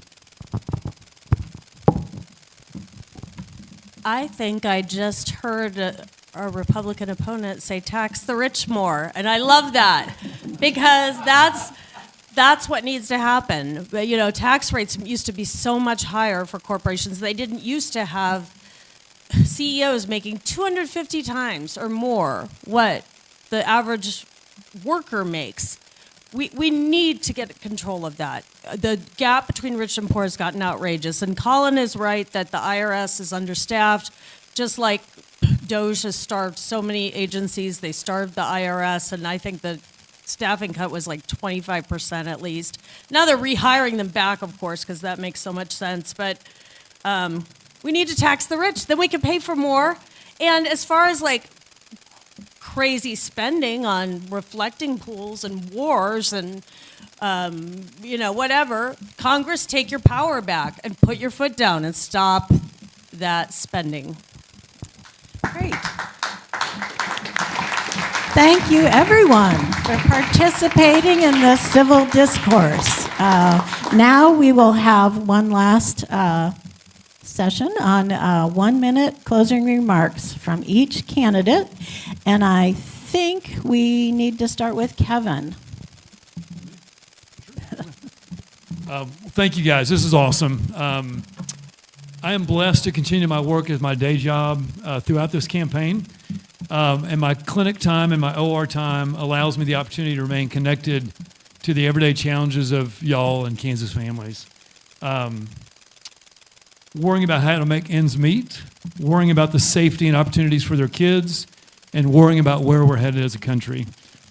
I recently heard David Brooks say that when picking a candidate, you should think of three things in this order of importance: the character of the candidate, the judgment of the candidate, and whether that candidate aligns with your views. I've grown to, frankly, really admire the other folks in this race, particularly the ones at this table. They're good folks, and they'd all be better than Roger Marshall, quite frankly.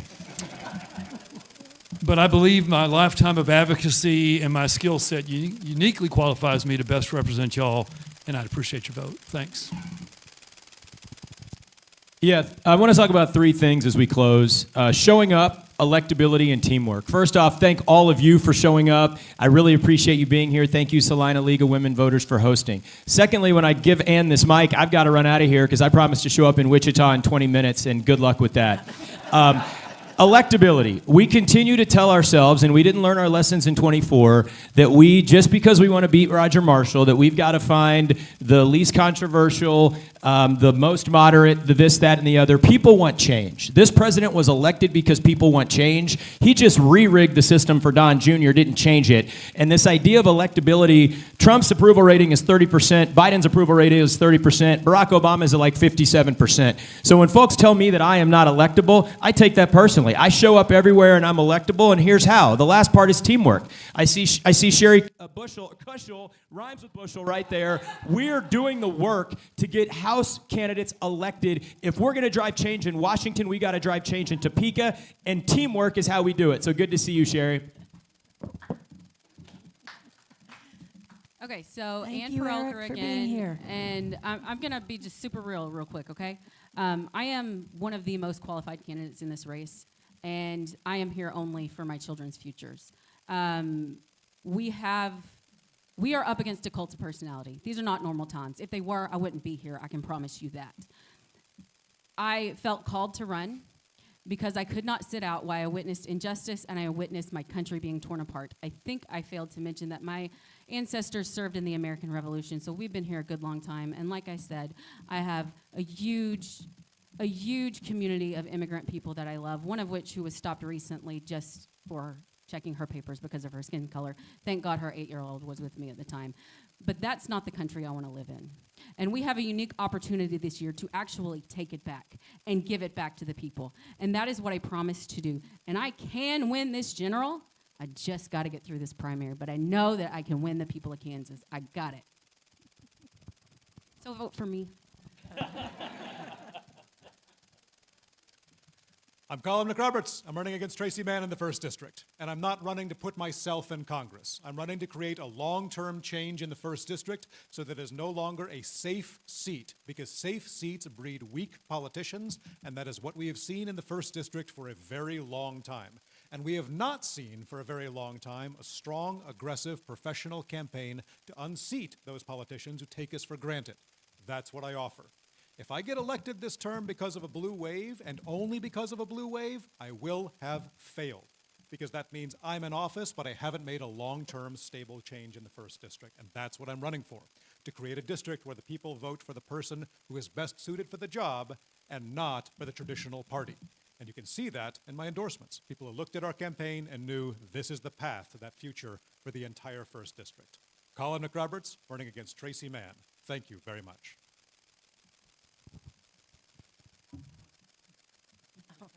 So Thank you come so much for August being here. 4th, hopefully everybody in the room is going to go vote.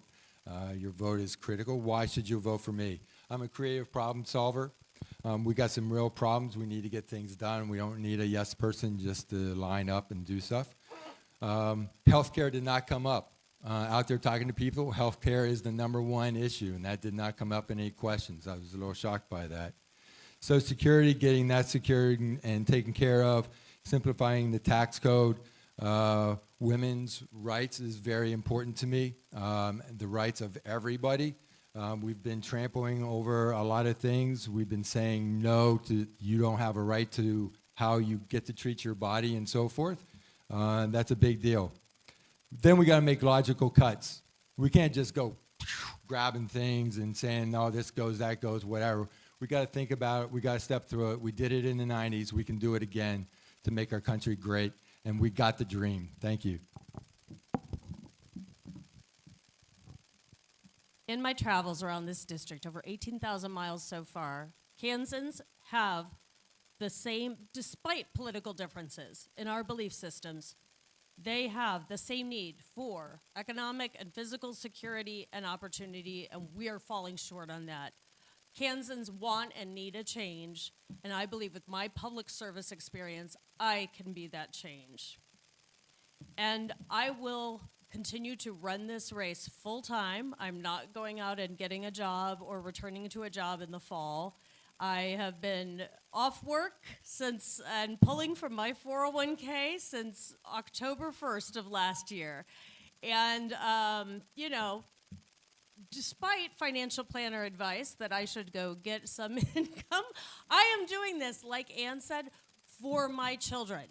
I'm making that sacrifice, pulling from my 401k, which is just flat out, none of us are ever supposed to do that. Don't do that. Don't any of you do that. Thank you. Thank you to the League of Women Voters for having me. So there is a certain amount of folks that will get excited about energy, because energy is energizing.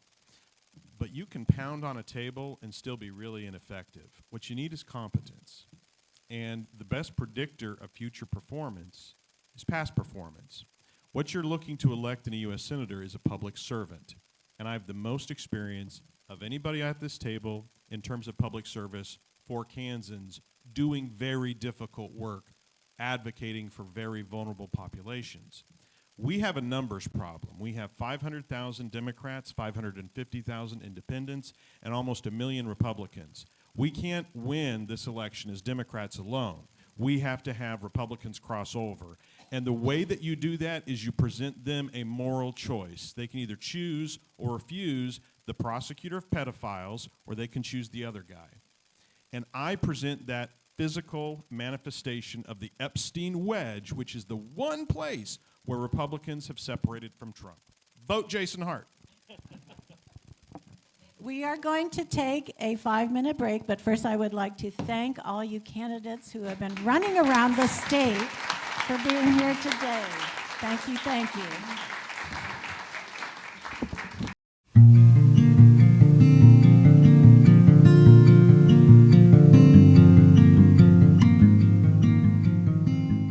Candidates will have 1 minute to answer each question. Again, a green sign will be held up at the start of 1 minute, and then a yellow sign will be held up by the timekeepers to indicate that the candidate has or the individual has 20 seconds left for their question, and then the red, when it goes up, you stop.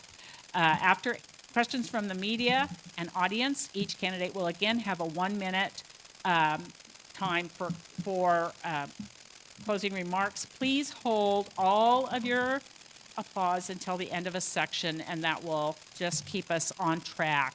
We're going to start with, I think we're probably going to start in our same order. So Joyce will be our first questioner. And so we are going to start with the opening remarks. I'm going to start at this end of the table. So Miranda, you're going to be first. And you have 1 minute. Okay, good afternoon. Thank you everybody for being here. My name is Miranda Bachman, and I'm running for Kansas House District 69 because I refuse to accept politics that ask ordinary people to carry the cost of broken systems. For 20 years, I've been a CNA. I've seen people ration medicine, parents work 2 jobs and still fall behind, and families that do everything only to keep losing ground. Then I became an organizer in this community, and I learned something very powerful, that when governments fail, people organize. We build networks, and we fight. And we shouldn't have to fight this hard to demand better. I'm running not to preserve this system, but I'm running to organize inside it. Because real change doesn't come from waiting, it comes from people who are willing to challenge power and rewrite the rules. Government should work for working families and not just with those with money or the right connections. We don't have to accept rising costs or inaccessible child care or health cares that leaves families one emergency away from a disaster.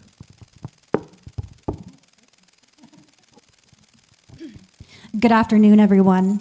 My name is Megan Rico, and I'm running for the Kansas House because I believe every Kansan deserves a life with dignity. As a registered nurse, public health educator, single mom, and 6th-generation Kansan, I've spent my career standing beside people during some of the hardest moments of their lives. I've seen families forced to choose between paying for groceries or filling a prescription. I've seen teachers stretch to their limits. I've seen hardworking people do everything right and still fall behind. We can do better. I'm running to fight for fully funded public schools, affordable health care, stronger local communities, and an economy that works for working people, not just those at the top. This campaign is not about politics, it's about people. It's about making sure every child has a chance. It's about every worker being respected, every senior that can age with dignity, and every Kansan has something fighting for them in Topeka. I'd be honored to earn your vote and to be that voice. Megan Rico for District 69. Hi, I'm Sam Lane. I'm running for Secretary of State.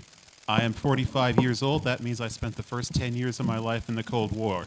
Anyone who survives the Cold War remembers we were always told freedom isn't free. That's why I'm running, because these are times when freedom needs defending. Our democracy, like any democracy, only works if we have fair elections.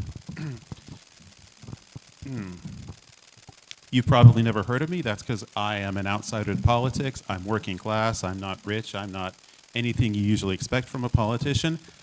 That means I don't have a lot of experience in politics. I have a plan to make that up. My first year in office, I intend to visit every single county's election office in Kansas. There are 105 counties, 52 weeks in a year. This is doable.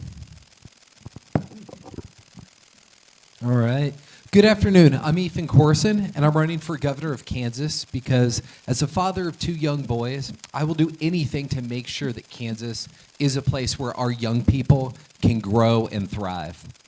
7 years ago when I became a dad, the future of Kansas stopped being an abstract idea for me. It was holding my hand, it was sitting in my lap, it was calling me dad, and it was asking me questions from the backseat. And when I looked at what was happening in Topeka, I could not just stand there and do nothing. Our public schools were under attack, healthcare was too hard to access, costs continue to rise. So I ran for the state senate to do something about it. And that's the same reason that I'm running for governor. It is time for a new generation of leadership in Kansas. I would be the youngest Democratic governor in the country. And after traveling 26,000 miles across our state, I know that Kansans want fully funded public schools, affordable health care, good jobs, safe communities, and chance to build their future right here. Thank you. My name is Kurt Skoog. I'm running for governor as well. I want to thank the Salina League of Women Voters and all of you for being here, to being part of what democracy is all about. So I am a 6th-generation Kansan, grown up in Topeka, product of public schools. Met my wife Amy in high school, My career took me to Overland Park, where we planted our family and raised our kids in public schools. And now I'm blessed to have 6 grandchildren, 3 of which are in public schools and 2 that hopefully will be soon as they get ready for school. But I've been an elected official for 21 years in Overland Park, the last 5 as mayor. And what I have learned as mayor is how you build consensus to get things done. And the next governor of Kansas needs to build consensus, get things done, and get rid of all this bickering and division that we have in this state.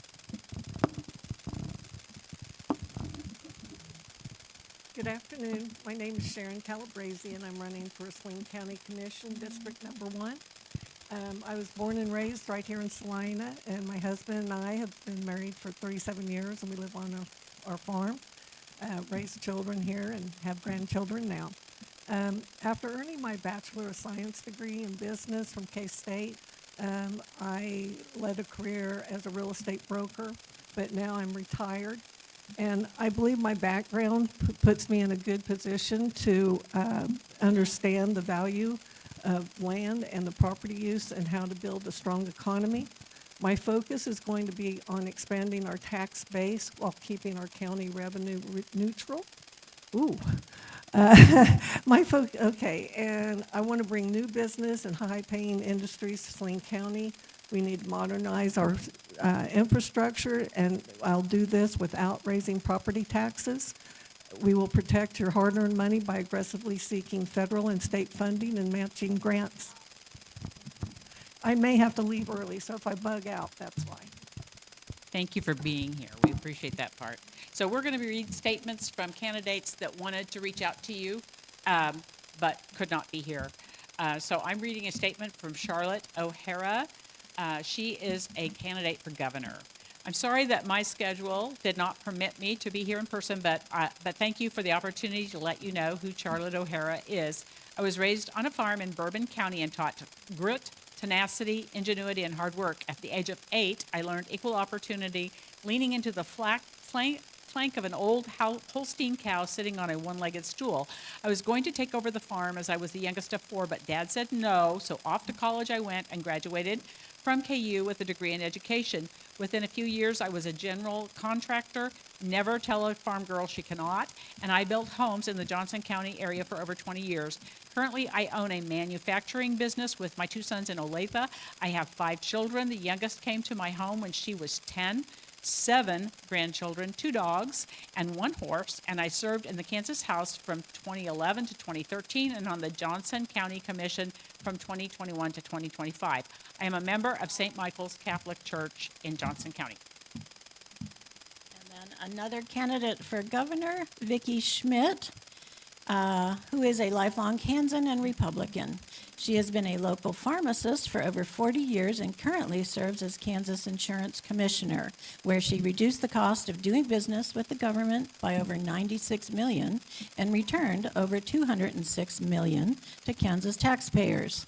She is running for governor so she can make the entire state government more efficient, more accessible, and less costly for all Kansans.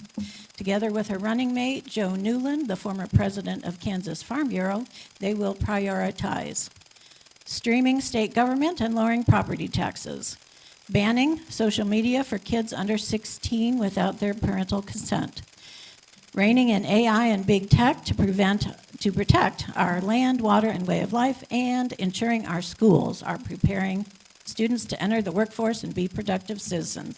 Thank you, and it asks for your vote. I'm reading a statement from Jennifer Day. She's a candidate for the Secretary of State. She shares that the League has played an important role in her own journey. As vice president of my local League chapter, I had the privilege of organizing voter education programs that brought Kansans together in a nonpartisan setting to learn about the issues affecting our communities. That experience reinforced my belief that an informed electorate is the foundation of a strong democracy. I'm running for Secretary of State because I want to protect Kansans' access to the ballot, strengthen confidence in our elections, and ensure the office delivers responsive, customer-focused service to Kansas businesses. As a small business owner In Kansas, I understand the importance of making it easier, not harder, for businesses to interact with the Secretary of State and our state agencies. What sets me apart in the race is my firsthand election experience. For the past 8 years, I've served as a county election worker, working alongside our county clerks and seeing firsthand what it takes to administer safe, secure, and accessible elections. I've witnessed statement submitted on behalf of Jordan Boudreau, who is a candidate for the Kansas House of Representatives in the 107th District here in the Salina area. Jordan sends his sincere regrets that he cannot be with you in person today due to a longstanding commitment with his family. Jordan is a 39-year-old building contractor, a United States Army veteran, and a local small business owner managing operations right here in north central Kansas. He is not a career politician. Jordan works on the front lines of our region's most critical challenges every day, from cutting regulatory red tape to expand housing to investing private capital into sober living environments that tackle our mental health crisis. Jordan Boudreau will bring real-world business discipline to Topeka to protect our fixed income seniors from skyrocketing property taxes and champion our small business economy. I'm reading a statement for Joe Hay, who is the incumbent on the County Commission, District 5. He could not be here today. It's been an honor to serve as your District 5 Saline County Commissioner. During my time on the commission, I've worked to be a strong voice for taxpayers, support responsible budgeting, improve our roads and infrastructure, expand rural broadband, and promote economic growth that benefits all of Saline County. I've also listened to residents and worked to address concerns such as the Sundowner water issues and proposed battery energy storage projects, because local government works best when it listens to the people that it serves. Experience matters. I understand the challenges facing our country, the opportunities ahead, and the importance of making sound decisions with your tax dollars. If reelected, I will continue to provide steady, common sense leadership focused on protecting our quality of life and keeping Saline County a great place to live, work, and raise a family. I would be honored to earn your support and your vote. Thank you. All right, thank you, everyone. Now we get to do our guest panelist questions posed to our candidates here. Now, this go-round, we may have some differences.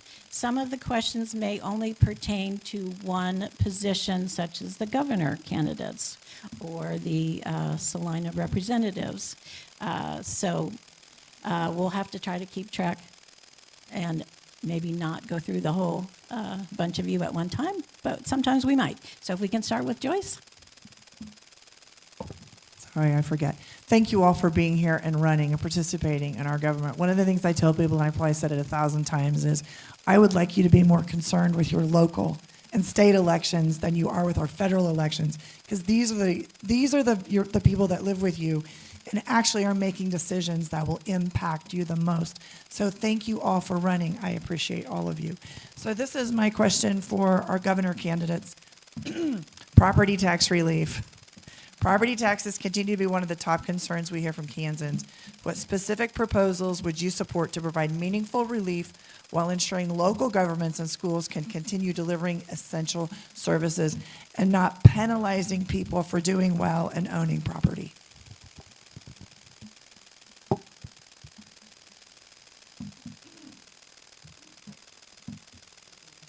Yeah, the first one in line there.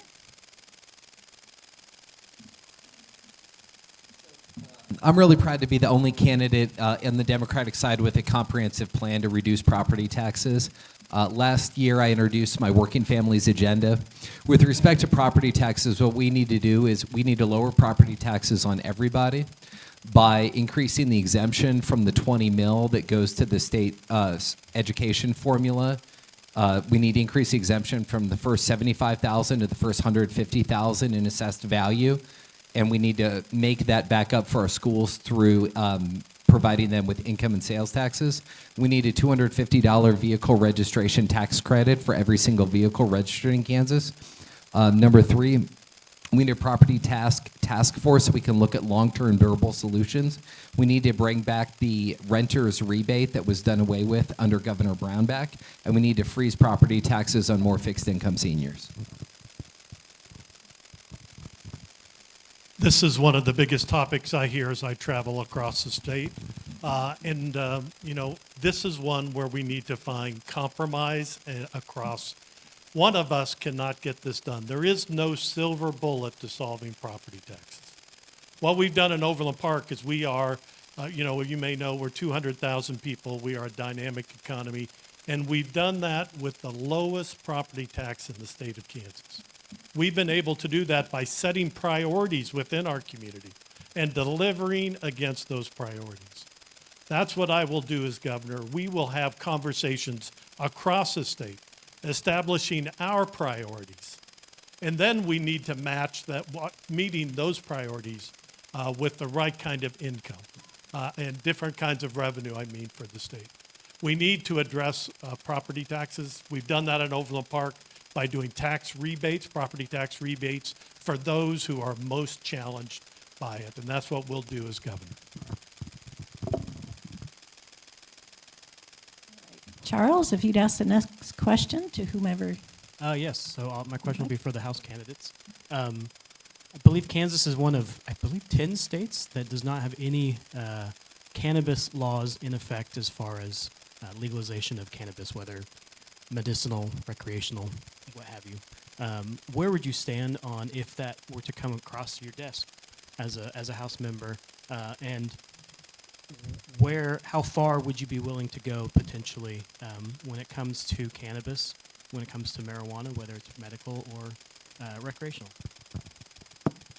Yes. So realistically speaking, I think I would definitely be for medical marijuana legalization. I would also probably be for recreational legalization as well. I actually think it would help a lot with property taxes and some of the other things that have gotten brought up. So I definitely yes on medical marijuana, and I would like to see some conversation about recreational. My answer is also very similar. I'm 100% for medical marijuana, but I do believe there should be some regulations for recreational marijuana. I say that as an experienced registered nurse who has worked with veterans who have chronic pain. I have experienced that with patients who are living with cancer, and they absolutely need a pain relief option that is not terrible for their body, like narcotics. Marijuana is one of the few that has pain relief properties, but also can help with other chronic health conditions. And I also believe that it will help strengthen the economy for our communities as well. Thank you. Randall, do you have the next question? Thank you. And this is for all but governor candidates. This question, and I appreciate your running and signing up for this job, and wish you all the best. I would like to know what your prior, either prior community service experience has been, or if you've had any committee experience, either city or county. What is your experience in those areas? Sam, can we start with you? I'm going to disappoint you. I am completely new to politics.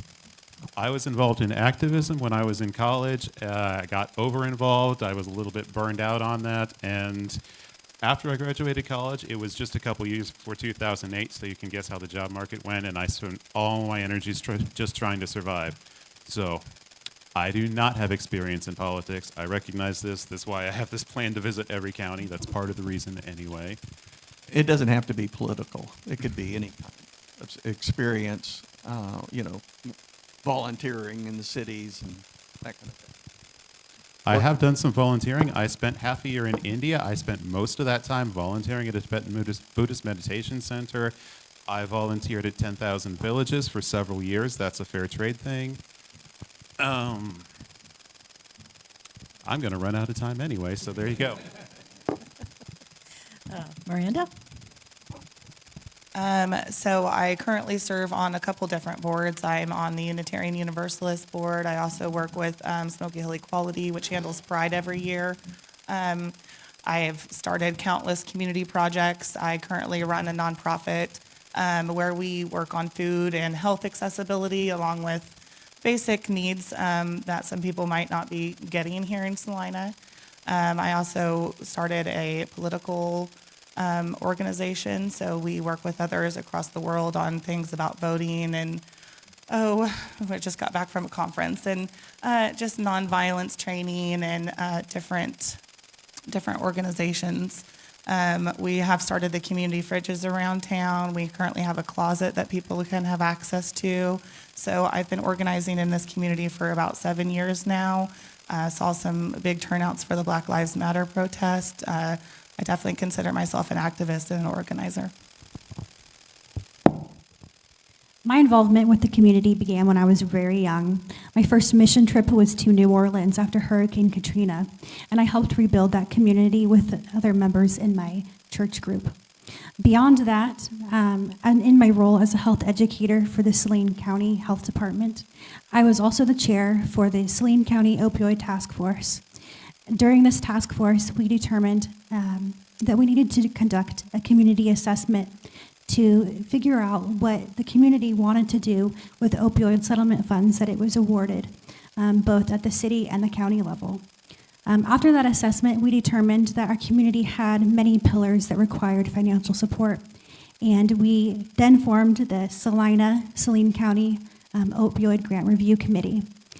During that time, I served as a board member who helped review grants and the applications as well. And from that, we have given about $50,000 to various organizations within the community, but I also serve as the... Time stop. Thank you. Let's see, where are we? Next question. Joyce, are you ready? Yep, this is for Sam. Public confidence in elections is essential to our democracy. There's been lots of debate regarding mail-in ballots. If elected, what steps would you take to ensure Kansas elections remain secure, transparent, and accessible to every eligible voter? Thank you for letting me talk about policy goals. That's what I really want to do. I want to extend the mail-in ballot window because right now we have, on average, it takes 9 days to get to your house, 9 days to mail back. It's a 20-day window, so you can see how it's set up to fail. We need to extend that time to make it more reliable. As far as election confidence, I want to take both sides seriously. That means investigating the rights claims of election fraud, of mass voter fraud, and I don't believe it. We all know it's just Trump being a sore loser, but this is how we mend the problem in our country. By taking both sides seriously, I want to improve cybersecurity. I want to make sure all our paper ballots are archived properly as I'm visiting the country. Thank you. Charles? Yes, I have a question for the governor candidates. Currently, and for what I surmise, we will most likely have a supermajority in the House and the Senate. As a governor who will be most likely the opposition party of that majority, what is the best way that you can work with this particular legislature that we may see come into effect? That is one of the special gifts that I bring as a mayor, is bringing people together and finding consensus. So number one, we need to build this consensus across the state. I mentioned it earlier, set the priorities. But the other is to work with the legislature to find common goals and move things forward. I'm hopeful that we break the supermajority in the House in this election cycle. But I will work with the legislature to make things happen. My running mate, Dr. Jen Bakani McKinney, is a family practice doctor from Fredonia, Kansas, and a nationally recognized leader in rural health care. She and I will be working with the legislature to make sure that we expand Medicaid to ensure that we don't lose the 28 at-risk hospitals that we have in the state today. If we lose any of those hospitals, it's all on the back of the leadership of the Republican majority. I can work with them to make sure that we stop that from happening. Thank you, Randall. Do you want? Oh, I'm so No, you're okay. sorry. You're totally okay. No, you're great. I actually do believe that we are going to break the supermajority in the state house this year. House Minority Leader Brandon Woodard has endorsed me because he believes that I'm the right Democratic gubernatorial candidate to have at the top of the ticket to help us break that supermajority. But I think the relationships that I built in the legislature with members of both parties over the last 6 years are going to allow me to be an effective governor. I've really worked to be a common sense, bipartisan, moderate consensus builder in the legislature. A couple examples, I worked with the Republican chairman of the Senate Transportation Committee to pass a very important worker safety measure. In 2025 and for the several years before that, I worked with one of the most conservative state senators in the state to eliminate sales taxes on our 100% disabled veterans to thank them for their service. So I think those relationships and my proven ability to work across the aisle will allow me to be a successful governor. Thank you very much. All right. This question is for the governor candidates.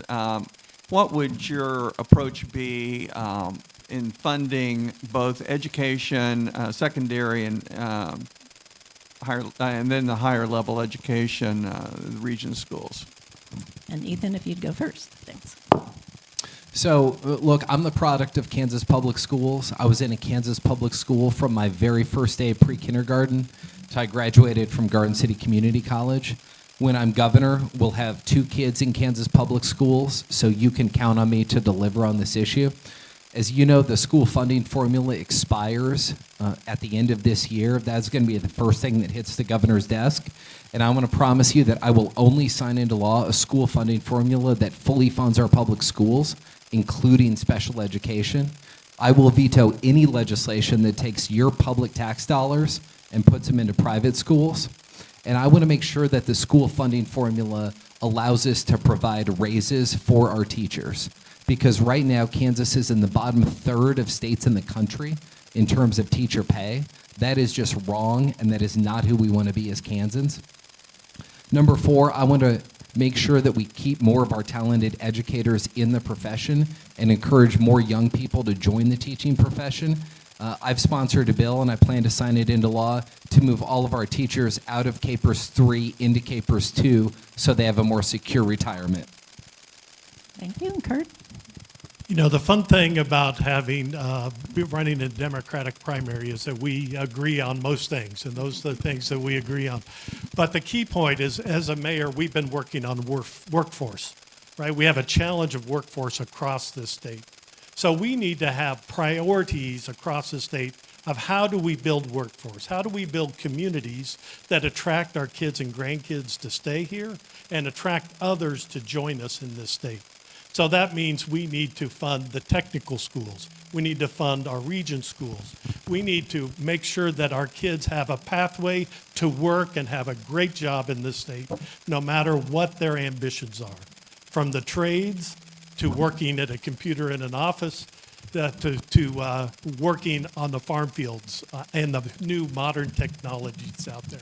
We need a comprehensive approach starting from pre-K all the way through adult education, so we have the workforce that we need and that our residents, our fellow Kansans, can succeed. All righty. Joyce? This is for our District 69 candidates. State legislation, nope, back up. If state revenues decline, what spending priorities would you protect first, and where would you look for reductions?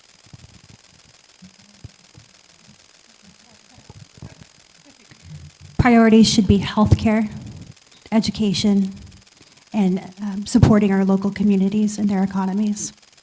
When it comes to what we should cut, I think we should definitely look at ensuring that we're getting enough tax dollars in our state. And I think that also looks at the corporations that we're supporting. It looks at our star bonds. It's ensuring that people who are getting our tax dollars and corporations are actually going to be in our community for a long enough time to where there's a long-term difference. We have to look into the future and not think short-term. I think food would be one of my top priorities, food, healthcare, education. I do agree with the corporations and the star bonds. I think that we could start looking there for a lot of revenue. Healthcare access would be on my top list, and just making sure that expanding that Medicaid that people could get. All righty, Charles, do you have another question? Yeah, I'll ask a question for all of you, actually, because it would pertain to being in Topeka. There's a somewhat of a perception in western Kansas and rural areas of Kansas that the leaders in Topeka are out of touch with whether it's the farming communities, rural communities. What steps will you take to kind of bridge the gap between that perception? How will you allow yourself to really understand and get out to those communities more? All righty. Sam, do you want to go ahead and start? I've already told you I want to visit every county. As I'm doing that, I've got several reasons for doing this, but the biggest reason is so I can know how what every single county needs, bring that back to Topeka. As I'm doing that, I understand that a lot of rural counties are facing a lot of poll sites closures, which is a big deal if you only have like maybe 3 or 4 sites in your whole county. So I want to be able to talk to people, preferably face to face, to say, hey, what's going on? Is there anything we can do to stop your site from closing?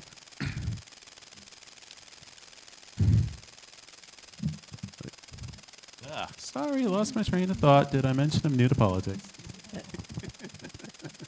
I guess I'll just leave it at that. So, Western Kansas is central to who I am. And I think I'm uniquely well situated as governor to bridge the gap between Eastern and Western Kansas. I grew up in Eastern Kansas, but I went to community college at Garden City Community College. So the first place that I ever lived that wasn't my parents' house was a dorm room in Garden City, Kansas. And that experience really shaped me. That's really where I grew up. And I've maintained those relationships for years. So right now in the legislature, when there's an issue that faces Western Kansas, typically what happens is those leaders will talk to their senator, they'll talk to their representative, but they'll also reach out to me because I have those relationships. They know that I care, they know that I understand Western Kansas, and they know that I can deliver. And as somebody who's personally changed a tire on the side of the road between Dodge City and Garden City late at night, I understand what the needs are, whether it's water, whether it's ag, whether it's transportation, and I feel a moral obligation to deliver for Western Kansas.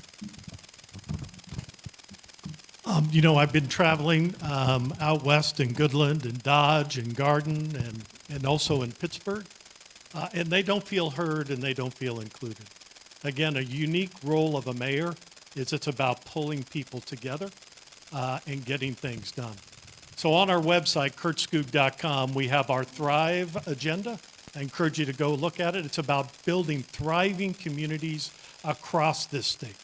It has to deal with healthcare, has to deal with water, it has to deal with building communities where people want to live and people want to come back to, and our kids and grandkids want to stay. And so that is the magic of being a mayor, is we will set priorities across the state driven by Kansans that we will use to drive the agenda in the legislature, because legislators will follow their local community when their local community has a voice. Thank you. Miranda? I kind of forgot the question already. So I think that it would just be me staying in my community and maybe doing things even more so. I would continue free community markets and food access and healthcare accessibility. A successful first term for me would people knowing who their state representative is and what their job is. I think a lot of people don't know that and understand our lines. And so I think that would be a first thing that I would do, is just really make sure people, A, know who I am and what I'm here to do. Rural Kansas is the backbone of Kansas. And I do believe, even in my experience, I used to go to Happy Corner Elementary, which is now Elsaline Elementary. I had many friends who had farmers for parents or ranchers for parents. And I think the first thing that we need to do is build trust in these communities. And the only way that we can do that is by doing what we're saying that we're going to do. And that's building up their infrastructure. That's looking at bridges. That's looking at roads. That's ensuring these communities have clean water. It's ensuring that their schools are not shutting down. But it's also looking at their critical access hospitals and rural hospitals. A lot of these hospitals are one of the major employers for a lot of these communities. And we need to ensure that we're beefing up our rural healthcare system as well. And as long as that we are fulfilling our promises, that's how we build trust. Thank you. Okay, and next question. This is for the House candidates. I was just curious that how you would approach the job itself in terms of your time and your philosophy with working with constituents, both in Topeka and in Salina or Saline County, the rest of the district. Would you be there all week? Would you be there just on certain days? Would you know, legislators have different ways of living that job, and I have my own opinion, but I'd like to hear what you have to say. I am prepared to be there weekly and as much as I would need to be. I think that going into it, I would set a list of priorities and just kind of start going from there. I think there's a lot of people that aren't represented, and I think it's a fair statement that our government does not represent them. And so really tapping into some of those communities for me would be one of my top priorities. And that means working with other people throughout the county and throughout the world, really, or throughout the country, that kind of already are in some of those communities and doing a lot of work in those. Listening and prioritizing would be something that I would start off right away. I am also prepared to be in Topeka throughout the week. On the weekends, I would like to come home and connect with my community and the communities surrounding Saline County. I also believe that it's important to translate what is going on in Topeka for everybody back home. I think that looks like town halls in the off-season. That looks like a robust social media that explains what's going on in Topeka, and also answering the phone. In order to be a representative, I have to listen first. And I also have to learn from other people who have been in this position as well. So it would be talking to my constituents, listening to them, hearing what they want done in Topeka, because that is my job as a representative, is to represent Saline County and District 69. Thank you. I think we have only time for one more question. So if one of you three has one question that would apply to everyone. So this will be a question for all of you. Great. What issue facing Kansas or Saline County do you believe is not receiving enough public attention, and why should voters care about it? Can we start down with Kurt, just to mix things up a little? Sure, thank you. I think healthcare across the state has not been getting enough attention.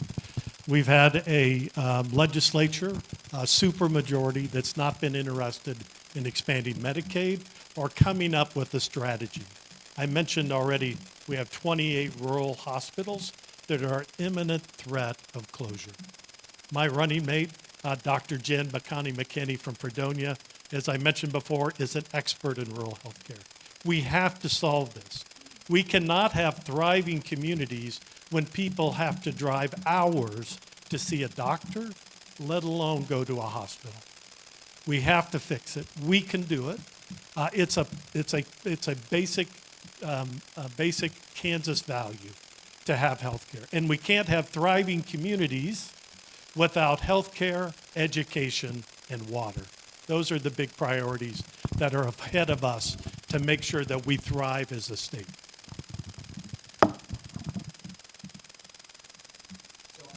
I very much agree with what Mayor Skoog just said. I think healthcare is the issue, and here's what I want to do about it.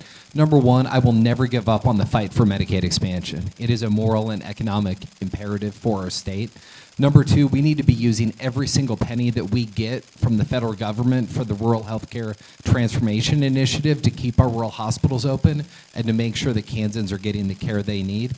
Number three, we need to have a rural hospital tax credit program like they do in Georgia to help these communities save their hospitals and get a state tax credit. Number four, we need to expand our student loan forgiveness programs for healthcare providers so we can get more healthcare providers in these rural areas. And number five, we need to have a dedicated strategy as a state to get more rural kids going into healthcare so they can come back and practice in their own communities. All right. Can I answer what's relevant to my office specifically? I think Kansas's internet presence doesn't get talked about enough. As Secretary of State, I would be in charge of business taxes and registration, and I've heard some very interesting stories, some positive, some negative, about how hard it is to do that. We need to rebuild our website. And back to elections, some of you might have noticed that right before the deadline to change your party affiliation before the primary, the registration website crashed. That needs to not happen again. Now, some people say, oh, it's a coincidence. Some people say this is voter suppression. Either way, it needs to not happen again. We need a more robust website. I want to open a cybersecurity office within the Secretary of State's office, but I know I have a tight budget, so I'll probably have to just contract with a company, but this needs to be tackled. A topic that is dear to my heart involves AI, data centers, and the flock system in Kansas. They all go hand in hand. There's not enough regulations when it comes to AI. There's not enough regulations when it comes to data centers. And we cannot afford to lose our resources to data centers. I'm so happy that within Saline County that there's a 3-year moratorium in which we will study the effects. But we can already see the effects throughout the country. What is it doing to our cattle, our livestock? What is it doing to our mental health, the sound? And you cannot tell me that a company coming to Kansas will not pull from our aquifers. Many of our rural areas are already living in drought. We cannot afford to let this happen. Until corporations can tell us that there are more protections for our communities, we should continue with the moratorium.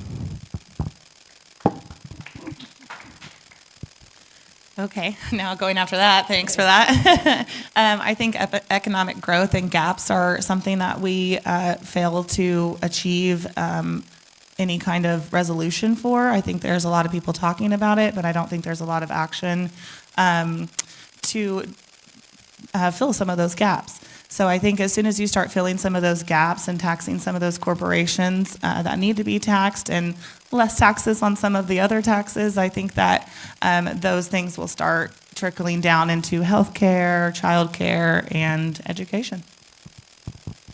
Thank you. I think this is a great time for a round of applause for our candidates and our guests.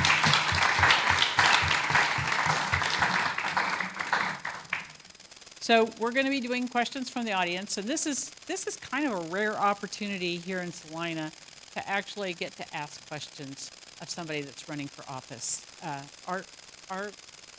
Too often our personnel hide from us, and so I'm hoping that you will take advantage of that.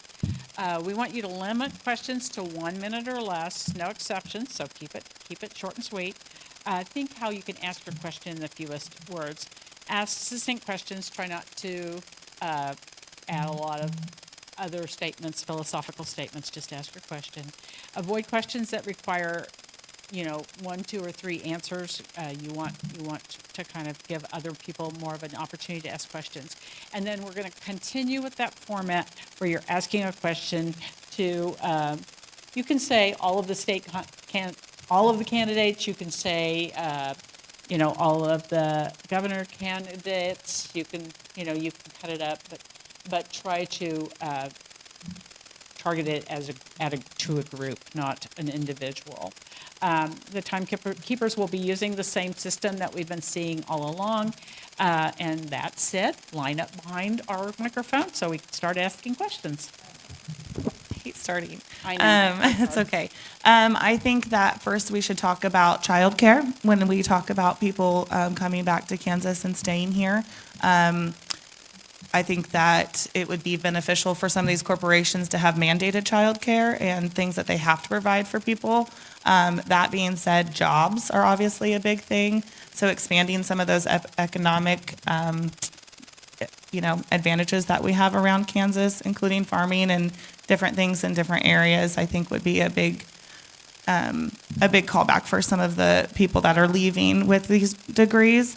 I think nourishing them when they're in high school and nourishing them when they are in college and kind of harnessing what they could do in Salina and getting them some better money is never hurtful.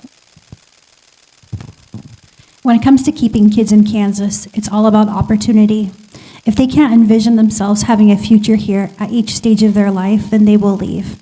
This means fully funding or looking at making childcare more affordable and offering more support for working parents. That means addressing property tax issues. That means expanding affordable health care options. That also means promoting fair wage jobs and economic growth.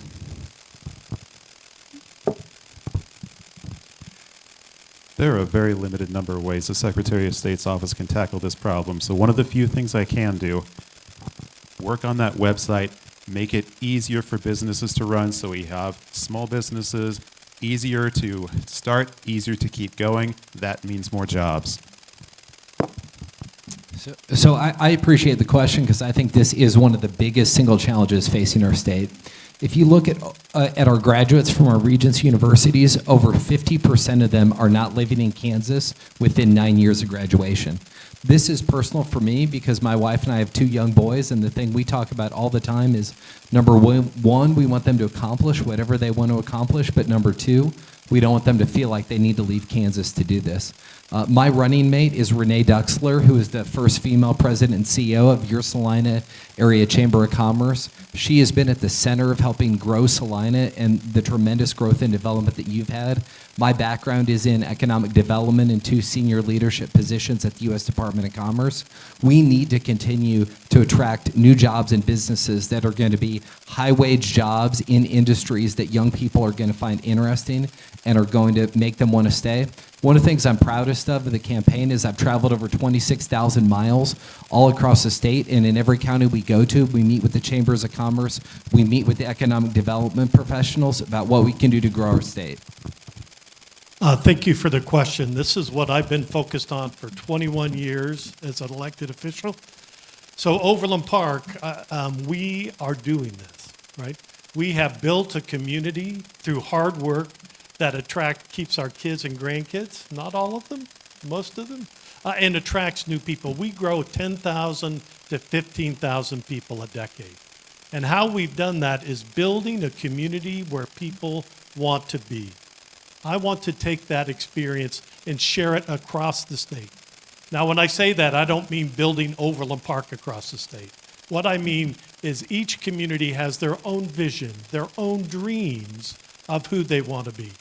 And I want to have my state government help those communities implement those dreams, because kids aren't going to stay if it isn't the kind of place they want to live, which means quality education, quality health care, and a place where they can afford a home.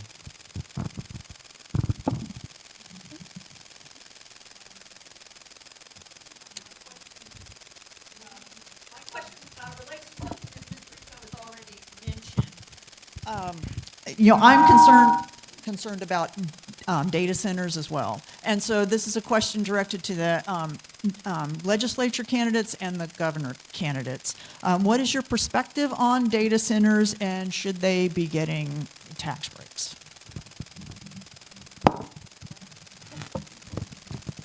You know my position already, but what I would like to say is there could be a future where if there is a data center that is needed, that we're not draining resources.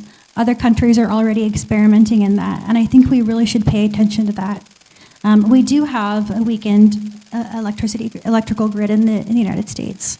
Locally here, we've seen what it looks like when our electrical infrastructure is gone. A lot of us were out of power for 5 to 6 years. We still have to power technology, but I think there's a way that we can do it that is a lot more responsible and that is not a drain on our natural resources. Because once the water is gone, it doesn't come back. And that is one of our most precious resources that we could ever protect. And then Governor candidates for that question also. So I think we need to have some very meaningful guardrails in our state around data centers at the state level. Number one, we need to make sure that we are enforcing, and I will as governor, what the Kansas Corporation Commission has said, which is that these data centers, these large users have to pay for every single drop of energy that they use. And on top of that, they have to pay an extra 8% tariff. I will make sure that that is enforced as governor. Number two, we need a state law that says if you're going to build a data center in Kansas, you can only build a data center if you utilize a closed loop system that uses less water. Number three, we need a state law that says before you can break ground on a data center, you have to have in place a decommissioning agreement. So if that data center is not being utilized, it is the company's role to tear down that data center, not the communities. Number four, I want to work with communities that choose to have a data center to have really robust community benefit agreements in place. But four, this is a local control issue. So I see data centers as infrastructure, right? It's the next new technology, much like cellular towers and fiber optics were, but they have to be in the right place. And I believe that the Department of Commerce under my administration will be a advocate to work with local communities to make sure that they are aware of these issues and how to address them. So I have done lots of economic development deals, and the key is holding people's feet to the fire. And so as governor, I will make sure that these projects live up to the promises they make to their community, all while working on a state water plan that makes sure that we have water to supply our communities ahead for decades to come. We've done a lot of great work. Now it's time to get something done and build a water plan that we can implement and work with. I think my position would actually be no AI data centers. I think that I would spend a lot of time listening to some of the research and some of what my constituents think. But as far as I personally go, I would definitely not ask for tax breaks for them. I would definitely require some decommission regulations and just them paying a hefty amount if they wanted to take some of our resources in Kansas. I think that water is extremely important and it's something that we cannot get back. And I think I would take a pretty strong hold against AI data centers.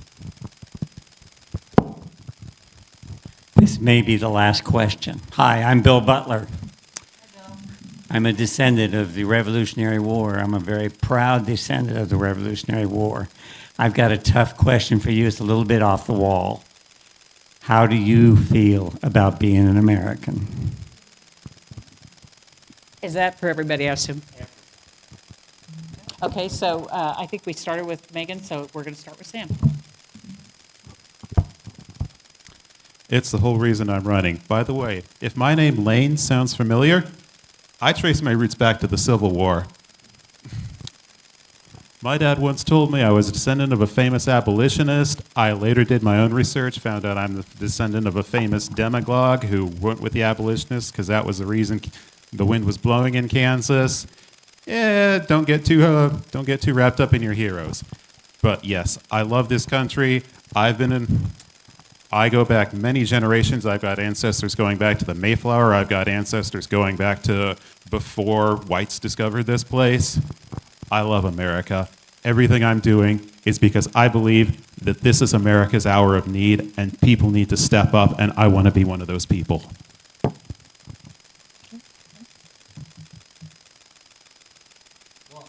I am just incredibly proud to be an American. I'm proud to be raising my 2 boys here. I'm proud to be raising my family here. I'm proud that my wife and I are building our life here.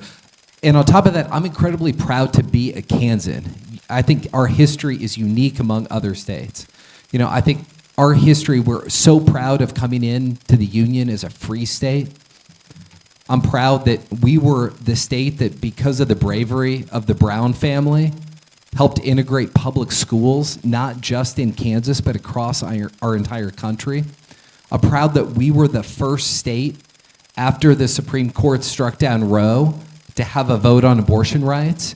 My wife and I knocked on hundreds of doors, along with, I'm sure, so many of you, to protect freedom in our state. And that's what we need to do again in this election, including by voting no in August on this amendment on this justices. So I'm proud to be an American, but I'm uniquely proud to be a Kansan. I am proud to be an American. My forefathers homesteaded in Kansas 6 generations ago. They were always proud to be Kansans. My running mate is a 2nd-generation American. Her father immigrated from the Philippines to be a general surgeon in Fredonia, Kansas. She is a proud American. But what we need to do with that pride is stand up for our voice and our vote. Our voice and our vote are at risk right now. That's why I am the candidate to be elected in this primary, because I can beat Ty Masterson in November. Ty Masterson is all about limiting your ability to speak and taking away your ability to vote. And that's why a proud American will stand up to that and make sure that we have our right to vote in this state. And that's why I'm in this race. Thank you. So I am proud to be an American. I can't say that without first acknowledging the Native Americans, immigrants, and slaves that built this country. I think that's important to remember that, and as we proceed forward, to acknowledge that. So I think that as a young person who was raised in a Bush-Gore household, I remember thinking that America was the melting pot of the world. And I still believe in that, and I still hold those virtues to my heart. And I think that none of this would have been created if it wasn't for some of that. So I appreciate the people who came before me, and I try to keep them in my mind as I go forward. As a Native American woman and a 6th-generation Kansan, I've never been more proud to be an American. And not because I agree with everything that happens in our country, and not because we don't have ways to go and progress. We absolutely do. But the reason I am here today, and the only reason why I became a nurse, was because I benefited from living in this beautiful country.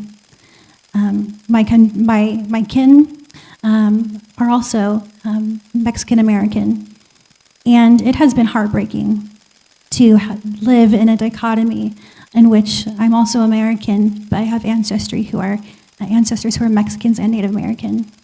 And to reconcile that is to understand that we are at one of the most important junctures in time and in history, and we will always look back on the decisions that we are making as individuals, but the decisions that we are making as politicians and leaders in our country. And I've never been more energized to not only work hard for our communities, our town, and our state, but I'm a proud American. All right. We're looking for somebody that wants to ask our candidate panel, either one or all of the members, another question.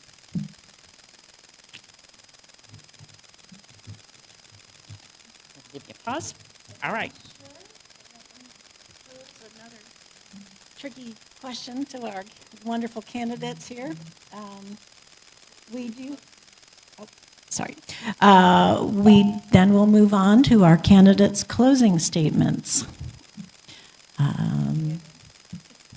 There's something about a BA last name that always gets you to go first. So just thank you all for being here today. Thank you, League of Women Voters. Corey, for catching me up on all the details last night on my emails from the airport.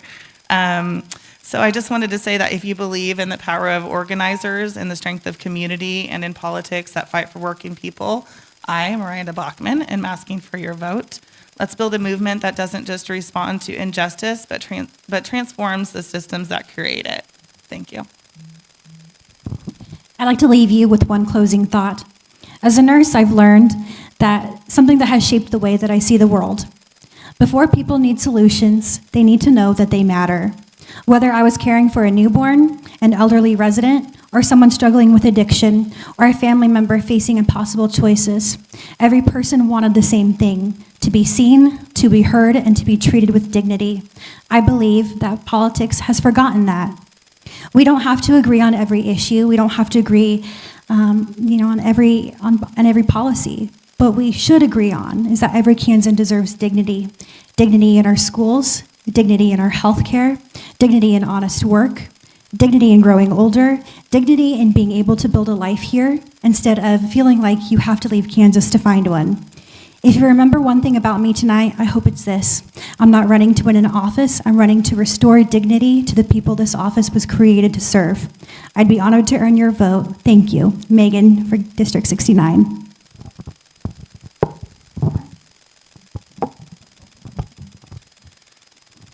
We've got a lot of threats to our voting rights on the horizon.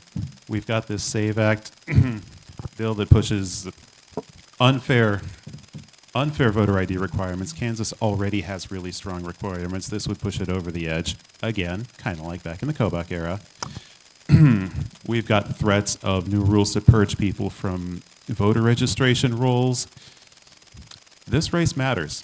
Secretary of State has a lot to do with your voting rights, and I know it's a race that a lot of people don't care about, but it's important to our democracy. So please vote in this race, even if you don't vote for me. Have an opinion, vote. Thank you. So thank you for this opportunity. Again, I'm Ethan Corson. I think the thing that separates me from the other candidates is, as this debate has shown, I've given you very specific things that I will do as governor around some of the biggest issues facing the state of Kansas: healthcare, data centers, property taxes, education. But just as important as what I want to do as governor is why I want to be governor. And I want to be your next governor because I want to build a better Kansas for my kids and for your kids and for your grandkids. And we know that the fate of our schools and the fate of reproductive rights are on the line in this election. That's why Governor Kelly and Planned Parenthood have both endorsed me in this race, because they understand what the stakes are. They understand that I'm a proven winner and that I'm the first Democrat ever elected in my state Senate district. I'm ready to lead on day one. I'm ready to win, and I'd be honored to earn your vote. Thank you. First, thanks to the League for hosting this event. If you want to know more about me, I send you to kurtskoog.com, and then I did a podcast with the Kansas Reflector that goes into a lot of detail about my beliefs. But at the end of the day, the question is, who do you think can win in November? And I think I am the only Democratic candidate that can win in November. Overland Park is the size of 3 state Senate districts. It is divided evenly between Republicans and Democrats. I have a history of getting things done, building consensus, getting things done. You know, it's not about a list of 4 things that I'm going to do, because at the end of the day, you have to work with the other side to find the compromises to get it done. What I'm doing is delivering for Kansans, building a thriving Kansas from border to border. I've done it for 21 years. I want to take it from City Hall to the governor's office. I ask for your vote. Kurt Skoog. All righty. I think this... Oh, such huge thanks to our guest candidates who have made the trip out here to Salina today. We thank Salina Media Connections for letting us be here and hear each other, and live stream to our Salina League of Women Voters YouTube channel. And I'd like to extend a personal thanks to my League of Women Voters colleagues all around this room for putting this on for you.